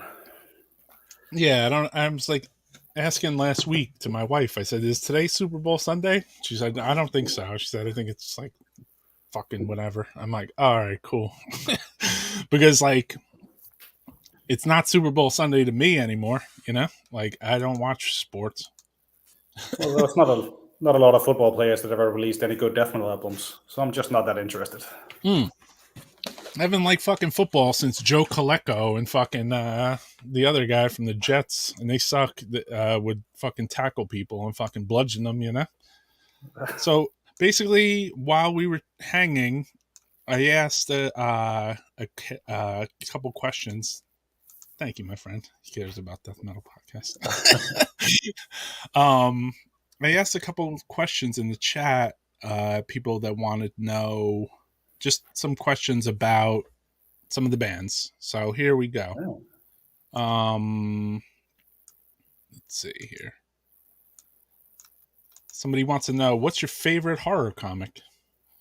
Probably Ghost Week for something international that everyone will understand, because they have some of the classic things, some of the classic artists. Yeah, Gore Shriek is one of my big influences also, for example. I love that old Gurch issue he got to do also, and screaming horror he's doing these days again through Fantaco. Okay. Yeah, I haven't kept up with that too much. That's the new thing? Yeah, it's still cool. They reissued his screaming horror from 91, I think it was originally, and he's done a follow-up that's out like 6 months ago now, I think. Yeah, I got Gore Shriek. I worked at a fucking I was like 15 years old, and I worked at a like a place like they called it Quick Check. It was like a 7-Eleven kind of place, you know. So you know, they used to throw out the magazines at the end. They would rip the cover off so they get the credits, and then I would get all these fucking horror comics back then. Free. Very cool. Those were good ones. This is a question I think about Iniquity. How did he contact Mats Harvelov? Was it his time during Iniquity? Mats came and talked to us. He came to an Undergang show many years ago, and he came to talk afterwards. And then I met him at shows on and off, and eventually we started up a friendship, and we met on the side and was doing other things together. And he hadn't been playing in any bands for a while at the time, because he kind of pushed that a bit back and was focusing on his career instead, and some family and such, I believe. And then he asked, "What about 2 guitars in Undergang?" And I was like, "Well, I've been thinking about it. Are you interested?" Maybe. And we invited him down to start playing with us after we did the Misanthropologie album. We were to do a European tour when we came back from a long US tour promoting it. And he joined us there in August and learned a set, and was supposed to just play live with us to begin with. And after we started playing together, like, "Well, do you want to just join full time?" And he said yes. And he's been with us ever since. Oh, August cool, man. 17. No, that's awesome. And it's good to have 2 guitarists, because then, you know, your sound gets heavier. Yeah, definitely. And he's a much more skilled guitarist than I am too. So I feel like I learned a lot from playing against him, or so to say, also, which has been really cool. No, that's cool. All right, here Andre has said, ask David about films were used in intros and outros of the records. So like the sound bits for movies and stuff like that. Well, just very influenced by Epitaigo, Mortician, etc. I think that was a fun thing to do. But since everything is in Danish, we needed to find Danish movies to use too. So everything still stuck to the same thing, which is hard because we don't have the same library of cool horror movies to pick brutal things from. So we use quite a few of the same movies for the various albums. As for the various things here now, there's been well, what is one of the movies? Sister Time from 95, I think it is, has been used for several of our movies now, at least. Sick. You girl can come on the cast if she wants. That's fun. Otherwise, Nattevagten would be a cool one to check out too. There was done an American version of it called Night Watch, maybe. Okay. 20 years ago now, which is not as good. The Danish one is cool. All right, here's another question. Shoot. Tell your girl she can come on. I don't give a fuck. This is Death Metal Podcast. So as you can see with the book. Uh-oh. You used to have pets, right? Yeah, we used to have pets. We don't have any pets right now, though. Yeah. So, David, how important are the aesthetics for Undergang besides the music, especially with the new album booklet and layout? Well, I think it's very important. I think the visual part of the music is almost as important as the music. Of course, you can still be cheated if there's great visuals to an album and then it sucks. But for this here, it was a little bit more personal, I think, when I'll be doing the art. So everything goes together from inside the band. I think it's very important to have a embracive side of things there. So I always wanted to do the booklet thing with more art pieces. Originally, it was supposed to be a piece for each song, but then I found out this is going to take way too long. And I'm already delaying the release for like 6 months at this point. So like, all right, I'll just skip it and just do a few of them. So we did for some of them, and the label agreed to do the booklet for it. So it was all cool. So I just tried to squeeze in as much art as I could for it to make it more special that way, which is also very influenced by the Phantasm demos, really. You can see especially one of them, the Ufrivillig Donation of Italo Gainer is very much like the sort of reanimator piece they have for one of their songs on the what is it called? The second one, the Abomination. I forget now. But yeah. Cool. Yeah, I think it's important to have those. Everything I used to try to put out too, I would be like, I want an image for each song. Yeah. So I get that. It's the perfect idea. I hope to do it more in the future. Here's a silly question. What does he think about Chris Barnes saying David and all others suck? Well, it's true. I'm just more concerned about who told him that. How did he get the information? Who is the mole? Yeah, who is the mole? How did he know that death metal sucked? I don't know. All right, here's obviously, I think we know, but how has COVID affected Undergang? Were there shows and tours canceled? Snail mail fucked up? Well, it's been hard for everyone, but I think us in Denmark has not been maybe as hard as a lot of other countries, since a lot of people did follow the instructions from our government at first and with taking the thing seriously. Yeah. So we have been in and out of lockdown and stuff like that many times, and mail has been going on all along. So I've been able to send to almost all countries through the whole thing and continue my work, and thereby maintaining my income also, which has been great. And also, I noticed for you guys, sorry to cut you off, but I noticed for your country was the first country I saw that came back from Europe and played shows, like had shows. Yeah, it was quite weird. It just snapped out of it in like summer last year. And suddenly I just got approached by a venue I usually do shows at. Pumbuks said, we're returning now, can do outdoor shows. Here's a date, here's a budget. Can you put on a show? Yes, I would love to. Right. And we got straight into the game there and then continued for as long as we could. And that lasted 6 months. We did the Aldrig Livet release party in December 20. And 5 days after that, we went into lockdown again. Right. But we just managed to pull out a You're just like sneaking in those fucking shows there, like in between. That's cool, though. Like, I'm taking a chance I get. Yeah, I think that's cool, man. But besides that, then, yeah, it was weird because we got so spoiled and used to being able to be out playing internationally, at least one place every month for a long time.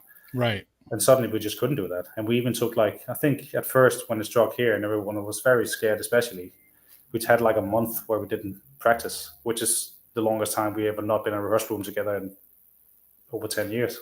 So it was very strange having to take that much aside, because when we started the band, we were practicing 5 days a week. And nowadays we still do at least 2 times a week. So it was very weird to have that little going on all of a sudden. Yeah. After 10 years of practicing all the time, you're just like, all right, no more practice. I know. There was a lot of things, obviously, for everybody that changed that you couldn't fucking do, you know? I feel bad for people that ate fast food or ate out. I don't eat out, so I know that was affected. Oh, how un-American of you. Yeah, I know, right? You would think that the Americans eat out every fucking day.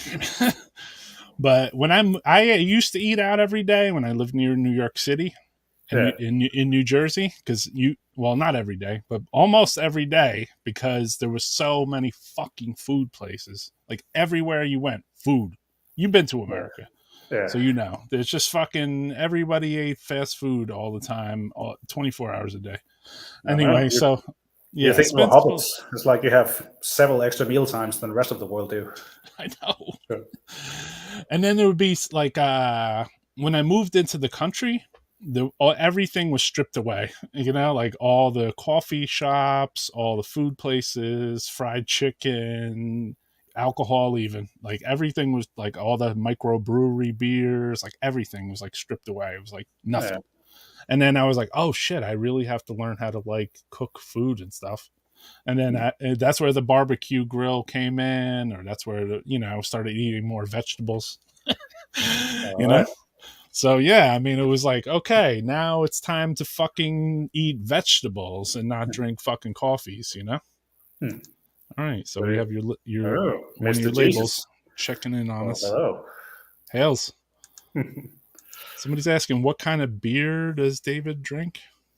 Well, anything I can get. Usually a dark beer. Right now, I'm having a Newcastle Brown Ale. Right. After that, got lined up. I have a Guinness. Ah, that was my drink of choice actually in America here. We did St. Pauli Girl for some reason, and then that was like we did Budweiser, just to be honest. That's the shittiest beer there is. But that's what you drink when you're a teenager.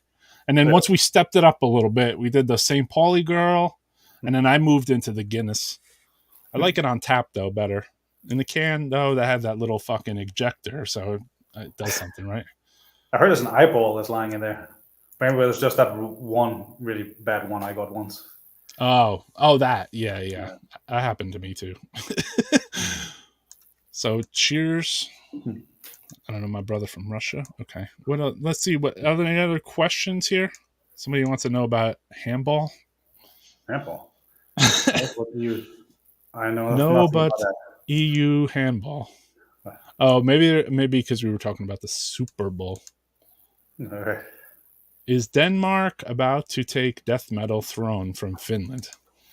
I don't think any throne exists. I think every country should just do their best to provide the best they can for the international scene. And definitely. The throne does not exist. We all just there is no family. Yeah, we're one big stuff we can create. That's right. We are one big death metal family, because if you come to my country and then you're in my area, I'm setting up a show for you, you know? And then it's probably likewise if I was in a band. If I went to your area, you would say either, hey, Roy, let's do a show, or how long are you going to be here? Because we're going to do 3 rehearsals and a demo. Oh, no. So when are you going to come? Yeah, I know, right? All right. So, well, maybe 2025 after things are, all right. Sounds safe. Smart plan. A little safer. Yeah. Put a big gap on that. I'll headline the festival. Good. Bolt thrower or carcass? Carcass.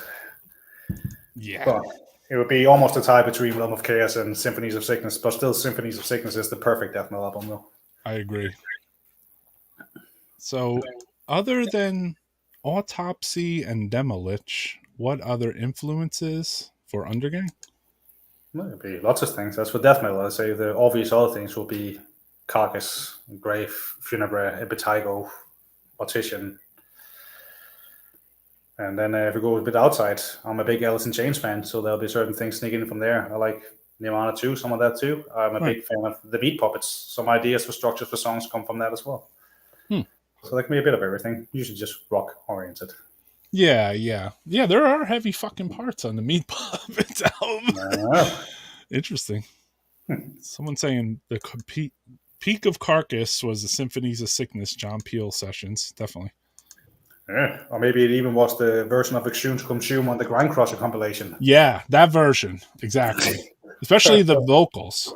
The vocal, it sounded like me and my friend, we used to say it sounded like the bones in his throat were breaking. Yeah. And it's like, and then it was kind of like, was that the drummer?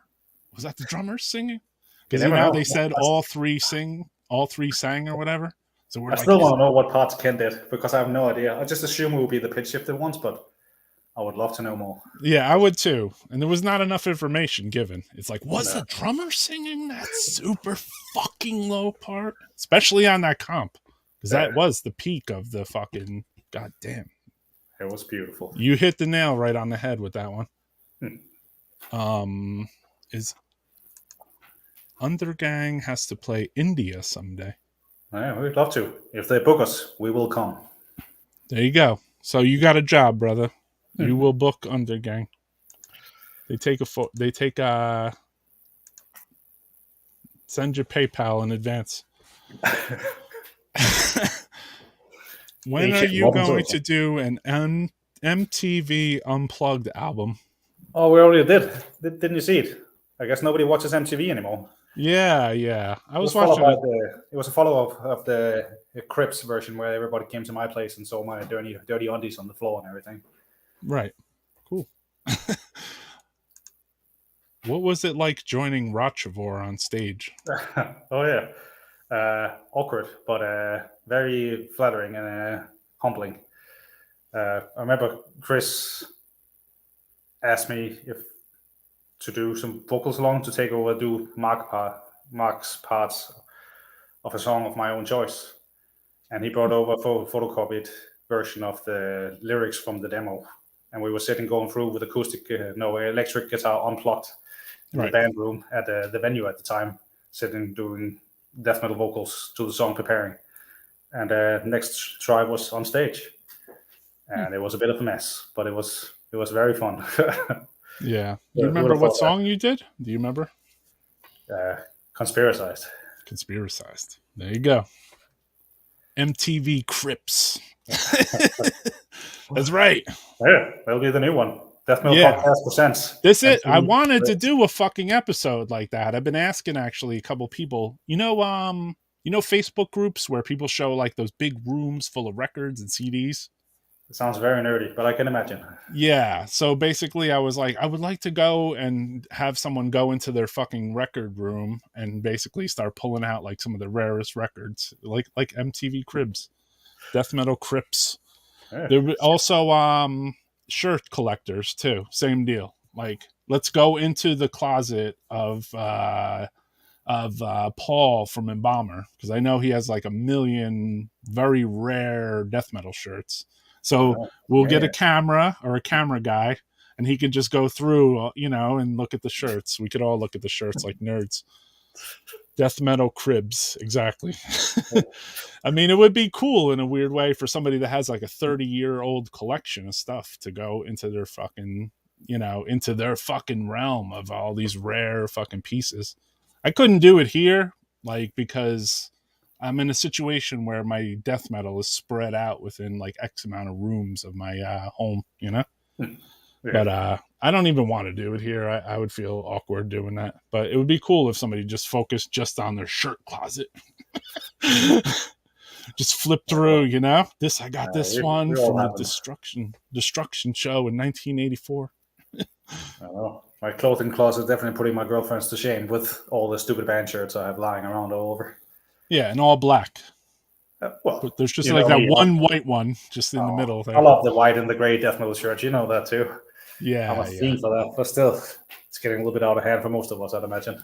Yeah. We always wear the same 20 anyway, but I don't know. Yeah, I know. I always wear the same, whatever is on the top of the clean pile. Though it's the same fucking ones. Or I just wear the same shirt every day because I work from home. Let's hit Tino's closet. Hey, what's up, Chris? How's it going? Black Witchery, right, Chris? Chris Vasquez on YouTube.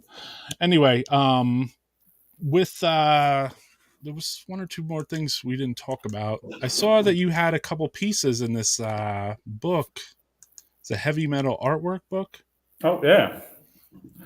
I said a lot of things. I didn't really know what the guy was all about because he wrote to the Undergang one. I didn't know if he was writing to me as an artist or as a member of Undergang or whatever it was. So I just sent over various things and replied to some very superficial. And this was this one too? Yeah, exactly. Yeah. Totally cool though. I'm very honored about being a part of it. I just didn't really know what I was going into at all. but it's very sick. Yeah, I was getting those emails too, and I was super confused. I was like, I don't know what this is. There's you sent me this. This is from the your I guess where did you guys record your new album or the last Undergang album?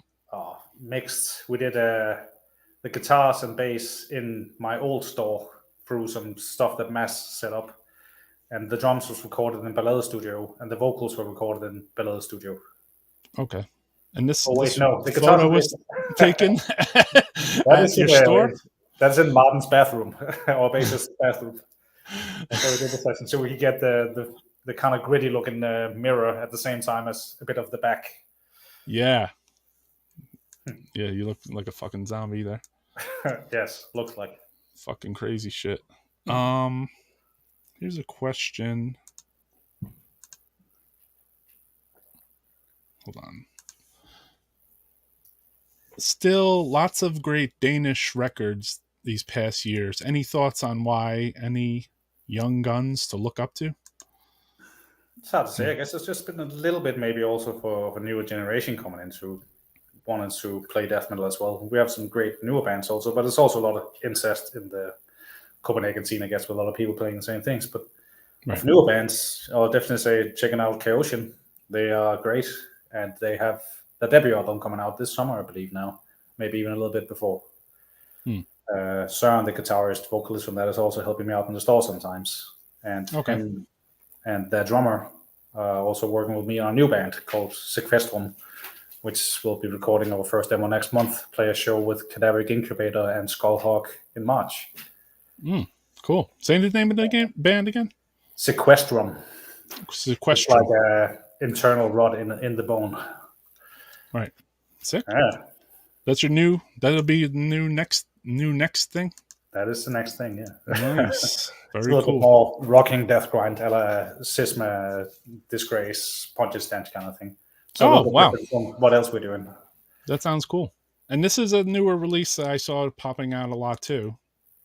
Yeah, that is the second album from Phrenelith that got released in December. Right. It was recorded back in, it kind of been 18. October 19, I think. We started recording, and I think we did everything back then. And then the band kind of went on a hiatus, and we need to find out we really wanted to continue. And the chemistry was right again. And then we got things to work, had to get a new drummer. And the recording is for that band at the time, but it just took a long time. We couldn't get satisfied with the mix and mastering down where we recorded the Ballade, so we had to send it over to Earhammer and have Greg do a take on it. And that's what he did on the album. It was just a very long time on the way. Right. Cool. He had to press the brutal button. That's what they say over here. I know. He did it. He pressed it real hard, I think, because it sounds pretty brutal. Yeah. And then that album was on Nuclear Winter from Italy? Yeah. Cool. Yeah. That was awesome label. Awesome guys. He's a good guy. He's a friend, so it's just like, well, we didn't necessarily know exactly what to do or work with, but we just like working with friends. So hopefully without stepping on anyone's toes, we just thought, let's just try this time around. I like that. Work with friends and don't step on people's toes. That's actually the best way to get around in business and in life. 20, you mean the same 3 shirts? Oh no, he's been Who watching. Who is your favorite death metal vocalist? Probably Bill Steer. That's for what he used to be. That super dry, throaty, low vocal thing. I think that was perfect. Yeah, I think, I mean, goddamn. If you listen to like a lot of the old Finnish stuff, you can definitely tell that they all pretty much just want to sound like him also. And then doing their own take on it, which has been great in various degrees. Sure. The after I did my Finn podcast, the Zysma, one of the old members from Zysma who played on the Zysma or whatever, played on the demo through like maybe early record. He sent me his book, which I need to read. I'm like, damn, that guy wrote a book. I know, it's insane. It's a fun read though. I did get it for the store and I read it myself too. Okay. Being a Zysma nerd and fan too, I thought that was great to get a different kind of inside thing on it. And, yeah. I wrote to those guys in the earliest days, Swarming in the Maggots, you know? Very it was one of the earliest or earlier Finn demos I ever got. Yeah, no wonder. Phenomenal. Legal Putrefaction on crack. Yeah, for sure. Oh, so, I'm sorry. Nuclear Winter is from Greece, not Italy. My bad. Oh, I'm I thinking didn't of hear that. Nuclear Abominations. Yeah, I well got said. my That I is got an my Italian label. nuclears. I got my nuclears mixed up. So let's see what else we have. Somebody saying this is something you put out, right? Septic. I did the first demo for them, yeah. And then they moved on and had Misako Noho do a 7-inch, and I think they're doing partially themselves. It's still Misako Noho, and Dark Descent is doing CD versions now. Oh, okay. Great new grinding death metal from here, yeah. What made you? I didn't ask this, but your first releases were, normally maybe a European band might try to put out releases with like other small European labels, but then you had put out releases like on a US label. You know what I mean? Any reason for that? I think maybe it's spaced out. I'm not really sure. Can I get you to to repeat that? Clarify that a little bit. Yeah. Like say some of your early releases like were on Dark Descent records, like some, right? Or From 15 and onwards. Okay, my timeline's off because you did actually. I'm sorry, you did releases on the Spanish label first. Yeah, Extreme Music. Misako No was the first label we worked with, though. Right. Yeah. And at the time, then after that, we got a record deal from Extreme Music. We were like, wow, this sounds wild. And it's a label we knew because of, everybody some fun stuff in the early 2000s. It used to be Repulse and Drowned, and I loved a lot of the stuff he did with that. So I thought, well, right, this would be cool. And we did 2 albums there, and then we're like, well, I kind of felt like we didn't have the freedom I kind of wished to have with signing a contract and having somebody else take over the rights to your music and the art. It just didn't feel right to me.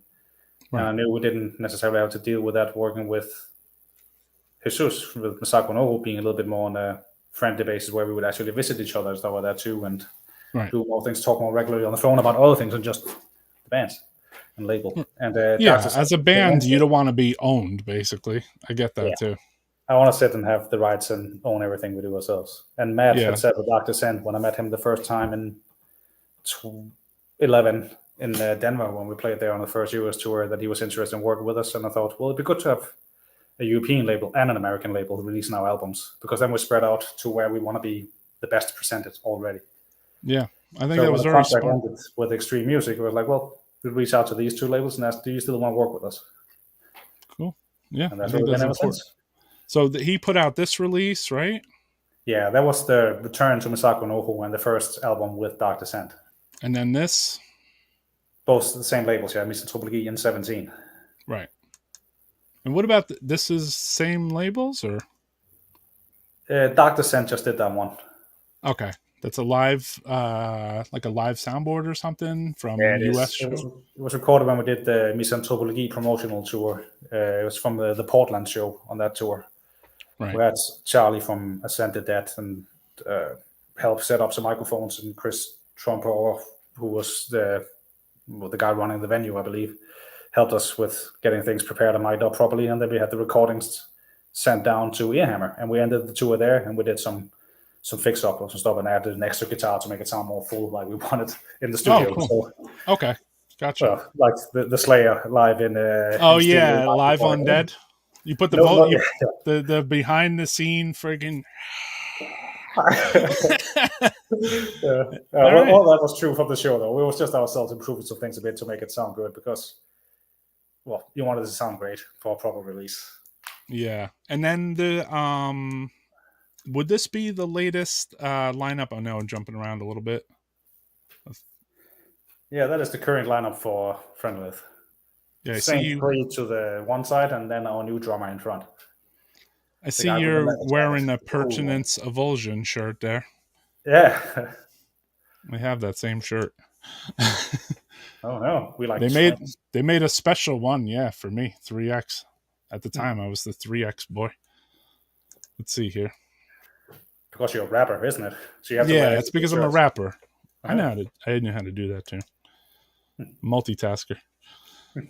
Any band you would want to do a new split release with? Well, I can mention 5 because we're doing split releases with 5 bands coming out this year. one of them, well, 3 of them is a 4-way split LP we're doing coming in a few months with De Quisitor, Taphos, and Phrenelith. It's going to be out on LP through Night Shroud and Extremely Rotten probably in May. And then we'd like to do a split with Spectral Voice. So we're doing that. And we have an LP coming out later this year. And then we would also like to do a follow-up split with Anatomia. So that's what we're doing. And it's going to be out on Misako Noho and Dark Descent in April, I think. Maybe Jesus, if he's still there, can say something in the comments on the side on that. Cool. And the other 2 bands are Autopsy and Carcass. That will be very cool, though. In case anybody wanted to know. What's up, Iris? I can't really do more splits than that in such a short amount of time. I don't want to go full like a thoughtless in it or anything like that. Yeah, you don't want to go too crazy. And I want it to be special. So after that, it's going to be a new album. Except there's going to be an EP before that. But still. And then you guys had done this split pretty recently, which the cover at the time was like, but now I'm like, yeah. Oh yeah, the Christmas single. The Christmas single. Yeah, all festive, right? I mean, at first look, I was like, yes. I was like, these fucking guys are smart, man. It's fun. We're just going to try to do something new. Like, well, we've never done this before. I don't know any other band that done like a death metal Christmas song like that. So, right, why not? And I tried to talk to the others at rehearsal, and they were like, "I'm not sure that's a good idea." I was like, "Yes, it's a great idea." I think so. Like one song is good, and I thought I tried to talk to Antti from Cadaveric Incubator because I thought he might be almost as dumb as me to think this is a good idea, and he was up for it. So both bands wrote new original songs for this, and it's basically just like, if I had to say myself, good death metal songs, but with jingle bells on it. Yeah, gotcha. I thought it was, I mean, when I first saw it, I was like, what the fuck? Christmas? But I was like, no, that's actually fucking cool. Good timing. Yeah, fun. Why do you like to do split EPs? I don't know about that. Good news with the splits. Cheers. Undergang is greater than Carcass. I will never say that. Your words, not mine. Very cool, that single. Yes, it was fucking very cool. Chilly, because it was winter. Yeah, it was winter, and there was entrails on the fucking Christmas tree. Yeah, it's in the lyrics. Must be interesting drawing that. There was, let me see here. I had a couple other questions about some stuffs. There was this, let me see. Would this be the most current lineup? Yeah, it is. It's the same one it's been since March 2018. Right. Yeah, Andre told me that you guys have been the same lineup for quite a long time. Yeah, and it's the best one. I hope it never changes. Cool. Yeah. Well, you guys look like maniacs, just to be honest. So, looks like you're fun. It is this, especially you, and that guy on the left too. What's his name? That's Mess. Yeah, he's the crazy one. Yeah, he looks. He's too fun, man. It's great. He can never do a straight face in the photos. It's always just like, no, it shouldn't be too serious. Like, okay, fair enough. Yeah, he looks fucking like a serial killer. So there's yeah, I think we covered a lot of stuff here, man. Talk about the old demos, this and that. I had this cool flyer that you had done. There's just so much about this, man. It's just like you drew on the sides and everything right here. It's all just very gooey. It's just like screams fucking death metal. And I miss that aesthetic sometimes. You know what I mean? Just gotta keep it alive. Just keep producing it yourself. If nobody else is doing what you want, make it yourself. Exactly. And then as far as now with your record label, I mean, how many releases? You guys have quite a bit of releases built up at this point in time. Yeah, I think right now we got scheduled up to number 96 coming up this year. Wow. There's been quite a few since it started out very slow and not with a lot of things, but I'm just trying to do what I enjoy, helping out friends, doing some reissues of things I like myself that I would love to have it in a certain format, and then talk to bands and work something out. Yeah. I saw the Grotesque Infection and Cenotaph and some of that stuff, some of my favorite stuff. I'm like, yes. Very cool. Like, super cool to so I think he said this. There is some new Wormridden in the works, right? Yeah, both Takashi and I have been writing some songs since the last time around. I had some songs that wasn't recorded for the Festering Glorification session. Mm-hmm. I just wrote with him yesterday talking about we'll try to see if we can get together next year and do that album we've been talking about for 5 years. Cool. Awesome. Chris Barnes sounds like a mummy from Aqua Teen Hunger Force. All right. Does a mummy from Aqua Teen Hunger Force sound like... I never even heard. I mean, I hate to say this, 'cause, you know, I mean, I know this is a fucking death metal podcast, but like, I never listened to Chris Barnes. You know, like, I heard Cannibal Corpse. I guess he sang for the first, right? So, I mean, I seen them live at the Day of Death. I got their record. I barely fucking listened to it. I was like, this is not really that brutal to me, because at that time I already was down the mortician fucking lane. So. That's what I heard from a lot of people from the New York area that didn't really seem to be that much into Cannibal Corpse, which I was a little bit surprised about. But I guess you had a whole different sort of brutal, dark thing going on. We had Mortician. So basically, after that, it was kind of hard to go to a more like, I didn't do the Baphomet thing. I didn't do the Cannibal Corpse thing. I wanted I wanted more immolation kind of thing. You know what I mean? Which there was none. There was just immolation, and then maybe then you had some incantation, obviously, mortician, agoraphobia, you know what I mean? So like, it seemed like that was a different route than like the Cannibal Corpse one. Yeah. Even amongst some of the earlier shows that I went to, which is not really talked about that much, but basically like some of the shows that I went to at like G. Willikers, it would be like you'd have like agoraphobia or immolation and stuff, but then you would have somebody like suffocation, who was just a little bit different and more like I don't know if the word is skip picking. They were doing something that was not as death metalish as the other bands. I don't know if that's the right word, because I know people love suffocation, Yeah, so in a way, I wasn't really, or say even Ripping Corpse, in a way, they were doing something that was like different. Human Remains, same story. It was like they were doing death metal, but they weren't doing the really super tuned down 3 riffs. They weren't Mortician, basically. So once you go Mortician, you never come back. I mean, eventually I started listening to more like gore grind, you know what I mean? Because I wanted things to be like a Fear of God from Switzerland, or, that real... Yeah, ulcerous phlegm 7 inches, you know what I mean? Like the very deep guitar sounds. That second one they did is ridiculous. Yeah.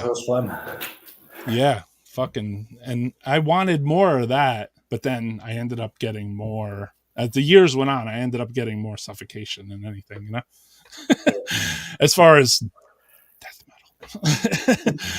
Yeah. I don't, maybe because Mortician, they strip it down so much. They don't put too many riffs, where a band might have like 10 riffs in their songs. They only have like 2, basically. And 1 bass break always, That's all they need. Yeah, strangely enough, it's a simple formula that a lot of death metal bands might have a little bit of a grasp about it, not having as much parts, maybe, or I don't know. It's weird. Yeah, I don't know. They just did it right, at least. 30 seconds of music, 5.5 minutes of movie samples. Roy, did you see some of the early winter shows? How were they received in the early? I did not see the winter. The only thing I came close to seeing was winter 1990. They played with Exit 13, and I didn't get to go to that, unfortunately. I saw the winter reunion show before they played Roadburn. That was killer. But yeah. What about I didn't ask about thrash. Was there any early like thrash for you growing up? Not really. I think I discovered death metal before I discovered thrash, being a bit younger, and then I was like, well, this is not as brutal as death metal, so I'm just not really that interested. Right. Yeah, interesting.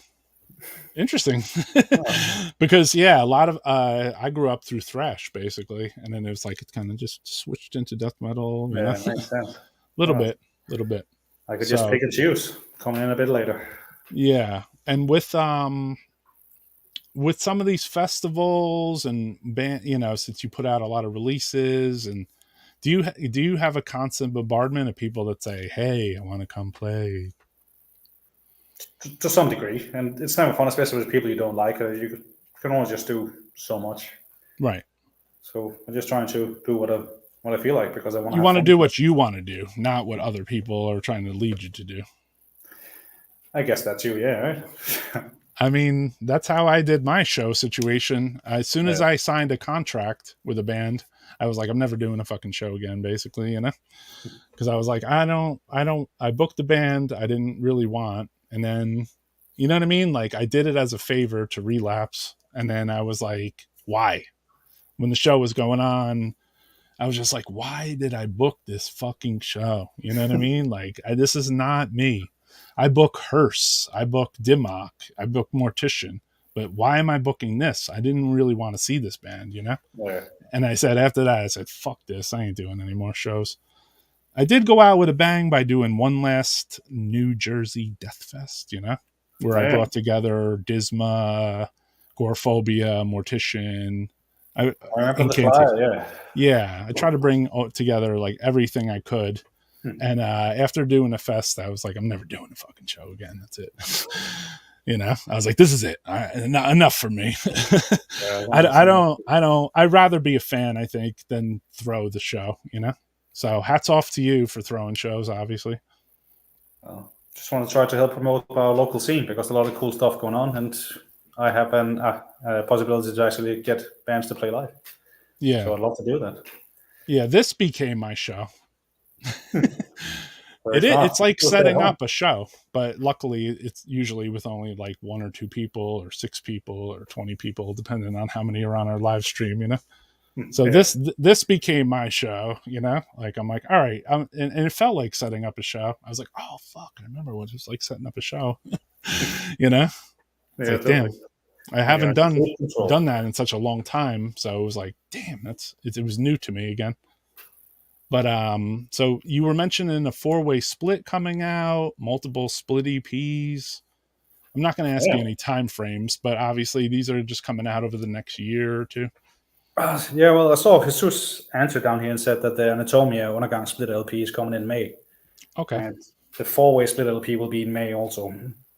Cool. The Spectral Voice one, I still need to do the art for it. So probably 2025 or something like that. I hope for it to be out like late this year or something. Well, some of the vinyl situation is kind of fucked up right now too, Yeah.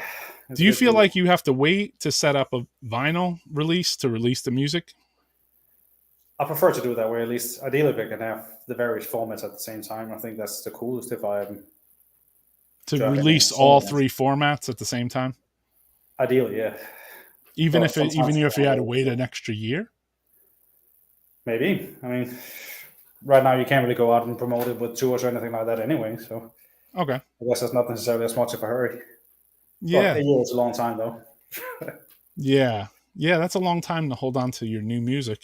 Yeah, and also as having invested money in it, a lot of times you have money just bound in that you can't make back. Right. Yeah. Exactly. So, would this be your next show coming up? Yeah, it's Friday next week. Right. Mini winter magic. Yeah. And I see fucking artillery in there.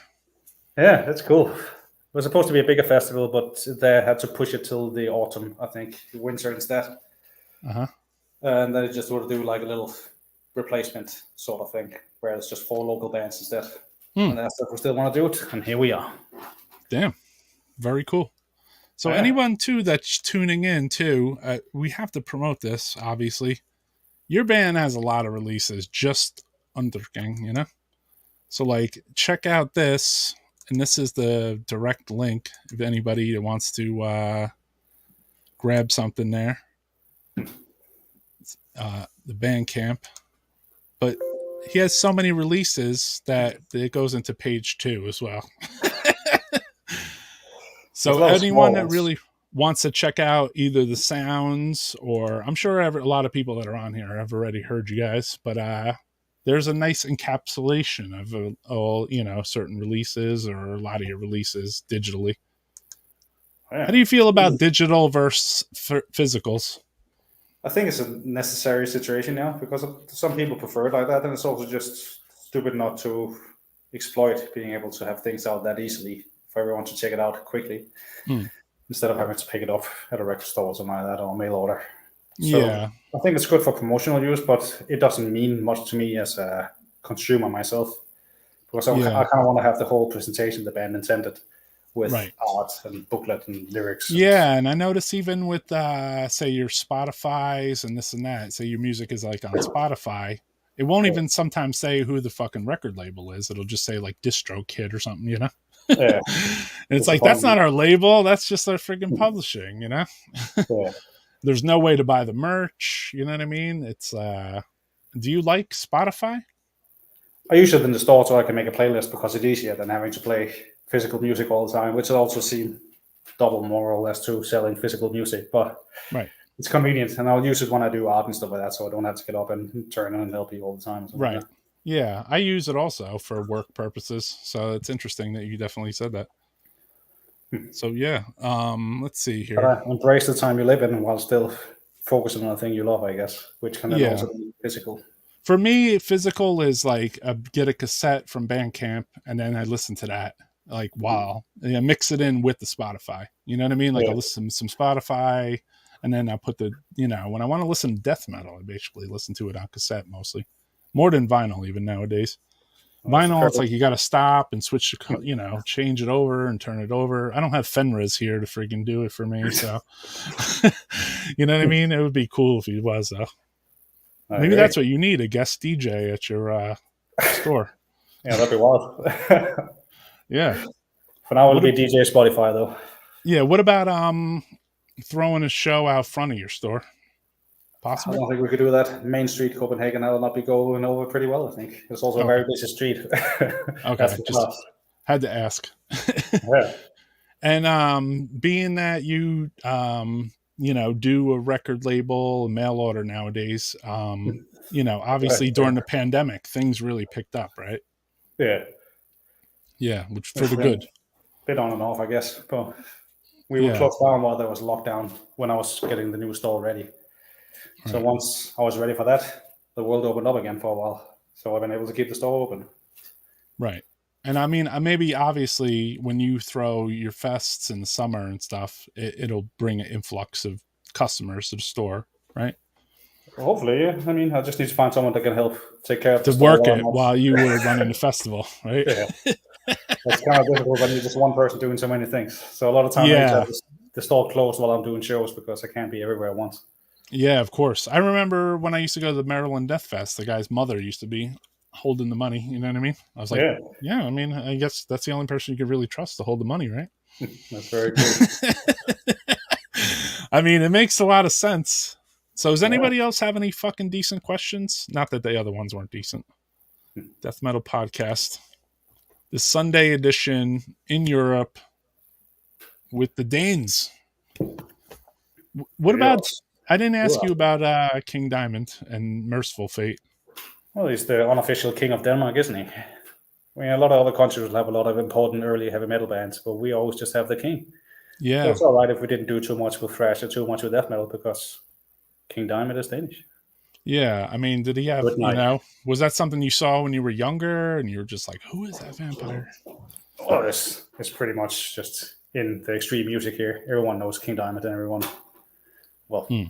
respect that, even if they don't like it, because it is peculiar and a special thing with the way he's singing. I understand it's not for everyone. Oh yeah, I didn't even like Merciful Fate or King Diamond originally, because I was like, what the fuck is that singing? But as time, Merciful Fate grew on me a lot, and I don't think King Diamond grew on me too much ever. Is there any wasn't Artillery from your So they are, yeah, of course. And I can see Brad is saying too, the Sexual was also Danish and a bit of a underground pioneer, I guess, being quite out more internationally. But yeah, there was a so if the Sexual, well, I'm thinking of Morbid Mag. Was that from Denmark? No, I think it was Swedish. They did Blackthorn. One of the guys from the Sexuals and Samhain did this Blackthorn that supposedly also influenced the Dark Throne name and such. Right. That was a legendary underground extreme. Yeah. Oh, I know the book. I know the magazine. I mean, it was extremely influential for me as a fan. You know what I mean? Yeah. I'm not in a band, so like everything is through the lens of a fan only. You know? Yeah. I mean, I do fucking record label shit, but somebody said Invocator. Yeah, well, of course, a very important Danish band too, I can see, but it was never really much for me. Maceration, they were just always mediocre, to be honest, though. It was because some of the members from Invocate, I guess, it got a bit more attention than maybe it needed, but that's also just my butthole opinion, isn't it? I mean, everyone has their own fucking opinion. I just said King Diamond sucked. I mean, not that he sucks. I just don't. The vocals were just too fucking screamy mimi, you know? I want the lower stuff. I liked it when he was kind of like, rah, rah, rah, rah, you know? Those parts are brutal, but the falsetto voice, no thank you. You know? It doesn't work with Confessor with their good drums, and it's not working with you, King Diamond, but whatever. Death Metal Podcast has varied opinions on many things here. Frozen Sun. Yeah, they did a good demo at least. Yeah. But the whole thing about the Danish death metal, to a lot of it was too late. I think a lot of the demos don't just started really coming out in 92 and 93. And at that time, a lot of the death metal bands internationally had already changed direction. Right. So we were a little bit more behind here, even though there's definitely good things. There's a lot of things I like. Fallen Angel, Dominus, Exhaust, the Frozen Sun demo, Revolting from Moses. There was a lot of cool things. Yeah. Did you ever get into? I know you're a little younger than me, but did you ever get into writing to bands like from Finland, Sweden? Well, yeah, but it was also later in the game. But nonetheless, you received more on my letters too. I was still writing and sending mixtapes that I liked with some of those bands too. Yeah. Whatever you could find, still hoping that it would reach. Hopefully you didn't hear back because it was a time where maybe not a lot of people was doing it still. Yeah. That's also what I was growing up with, and having pen pals and stuff like that too, even before it came about music. So. Right. Yeah, it completely went to the email zone almost like maybe by a certain, I think after 1998 or so. Yeah, I remember the first time I ever saw an email address, I was like, I don't even know what the fuck that is. I didn't really start using computers and stuff like that till 2006 or something like that. So it's still something I'm really bad at for the most part. So I have my partner Jenny is helping me out with a lot of the promotional stuff for E.R.P, and Martin from Undergang is doing a lot of the social media stuff for that band. And I'm just not that great at that kind of stuff because I don't really get into it. This is still my cell phone and stuff like that. So I don't take with me. I'm on a computer now. You're smart actually to take it down to that level. I like to be off when I'm off. Otherwise, I'll just be available and working all the time. I can't really be bothered with that. Yeah, there's a lot of people that want to talk. Like you said, they can suction your fucking time away from you. And you might want to be drawing, practicing, or just sending mail, you know? So that's why I disappear sometimes. It'll be a long time before I get back to you because it's only for emails, and it's only when I'm sitting on a computer. Yeah. I mean, it's very difficult to correspond with so many people, you know? It's super difficult. Even with, you know, and also, like, there's so many people that, like, in a record label setting, there's a lot of people that come at you every time you put out a release or something. There's the people that come at you and buy it, and then there's a bunch of people that come at you and they're like, hey, you want to trade? You know? And it's like, I don't even know if I have enough of these to trade, or you know what I mean? I don't want to trade. No. I gave up on part of the mail order thing a while ago because I was doing too many, I call them mercy trade. You know? So anyone that runs a record label as well. Yeah, anyone that runs a record label probably understands what a mercy trade is. How about this one? I try to be maybe a little bit brutal at times, but honest about it at least, and say, well, this is not fitting for our clientele. This will do better elsewhere. I don't want to take it in for that reason, and there's nothing against the band or the label. Same thing with bands that try to get signed too. I try to write them back and tell them, you know, I don't know if you fit with me. And sometimes I'll send them a link to a label that I think they fit with. Yeah, I'll do the same. Mention all the labels to say this is probably more fitting for you. Yeah, exactly. Like Barrett from Severed Records. I'm like, here, why don't you send a record? You know, send it to Barrett. He'll put it out. He has 475 releases. I don't think he'll mind putting out another one. That's that way. So beyond that, I mean, what? Let's see if there's anything I didn't cover here. I'll try to take everyone down death metal lane here, you know, and you know, go over things that are important. Your old releases, your earliest stuff. You know what I mean? Yeah. I remember there was one point where you were supposed to join Rochevore. Yeah, that was weird. Chris asked me for that when we were doing the last US tour. Yeah. That was, of course, very flattering, but also just very difficult to try to make something like that work. Sure. And I wouldn't feel right trying to be replacing Mark Mastro, who can do that. No one. So that's ultimately where it ended. I hope it returns in the way with those two again, though. I think Andy from Phlegm said he was going to do some drum tracks for them, so maybe we'll see an incarnation of Rochevore coming.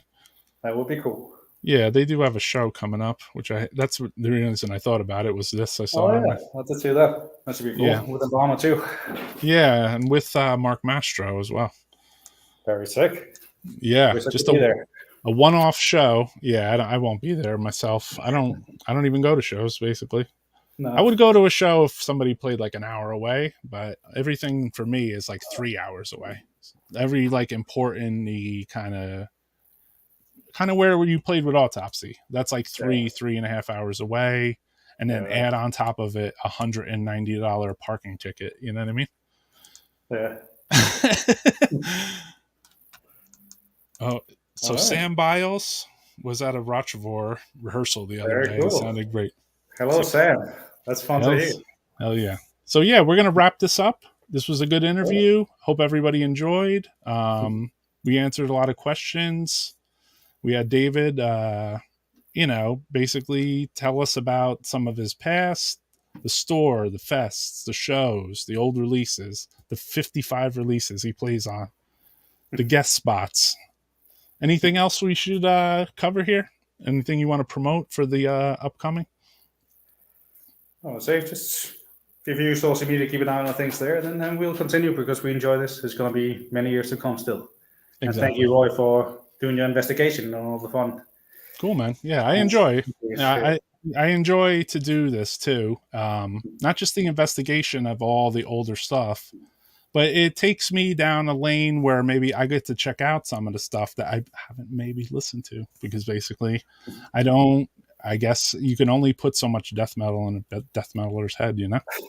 So, I mean, if it came out at a certain time period, maybe I didn't get to check it, you know what I mean? And then say when I interviewed Malignant Altar, like I had never heard Insect Warfare, you know? I knew who they were, you know, but I never really...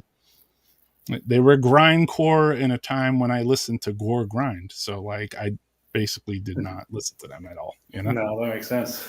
Yeah, it's just different strokes for different folks, you know? It's true. So a lot of people saying thank you. Thank you, Andre, for helping us with the sound check, too. I appreciate it. Killer interview. Yeah, it's cool. Thanks, man. Yeah, this is how we try to do it. Again, anyone that's cheering in, anyone that's tuning in, next Sunday, it'll be at 12 noon with Luxi from Finland and Sacred Crucifix. Sounds so cool. We'll have a small Finnish, another Finnish podcast. And then eventually I'd like to do a Norwegian death metal one too, because I'm just going to go around to all the countries, right? That's a good idea. I got to do Belgium, Norway, Germany, Greece, Italy, right? Yeah. There's all good stuff from all those labels. I did some of the US stuff already, so I'm just trying to move on to the for me, a lot of death metal that I like is European, you know? So cool. I was like, I have to change the time of the podcast so we can reach out. Because remember, you and I even played tag back and forth to do this, right? Yes. Like Yes, we big did. time. Yeah. Like we were like, let's get together. And it was just like the timing was, and that was kind of the catalyst over time. I was like, you know what? I'm going to change the podcast time to a daytime slot, which is different for me, but I don't give a shit. Oh, that's cool, man. Thanks a lot for that, at least. I really appreciate it. Yeah, me too, man. I appreciate it. And I appreciate all the viewers that come out to check out Death Metal Podcast. I'm not going to plug any more of this. And thank you, David, man. You really have a thick death metal history. I feel like that you alone, as one dude, are propping up a nice sector of death metal in Europe. And I think a lot of people appreciate that too. So thanks for caring. Thanks for listening. I just do it all up. I'm happy all the people enjoy it too. Cool, man. Yeah. I enjoy it. I mean, it's just seeing the things that you put out or your band, the art, the fucking festivals. It's just ridiculous, the amount of output in a weird way. And for other death metal heads, US or Euro or Japan, Japanese, whatever, you know, that's important to have like somebody that's so busy and motivated to do straight up death metal shit fucking all the time, man. And I appreciate it a lot, dude. Well, you it too. All right, my man. So we're going to end this cast. I appreciate everybody. Thank you for tuning in. If you want to check out next week's epi, you can check here and like it or whatever. Blah, blah, blah. Plug. It's on Instagram. And that's it. All right. So I appreciate everybody. Death Metal Podcast coming at you with the Danes. It was us. We did it. Oh, no.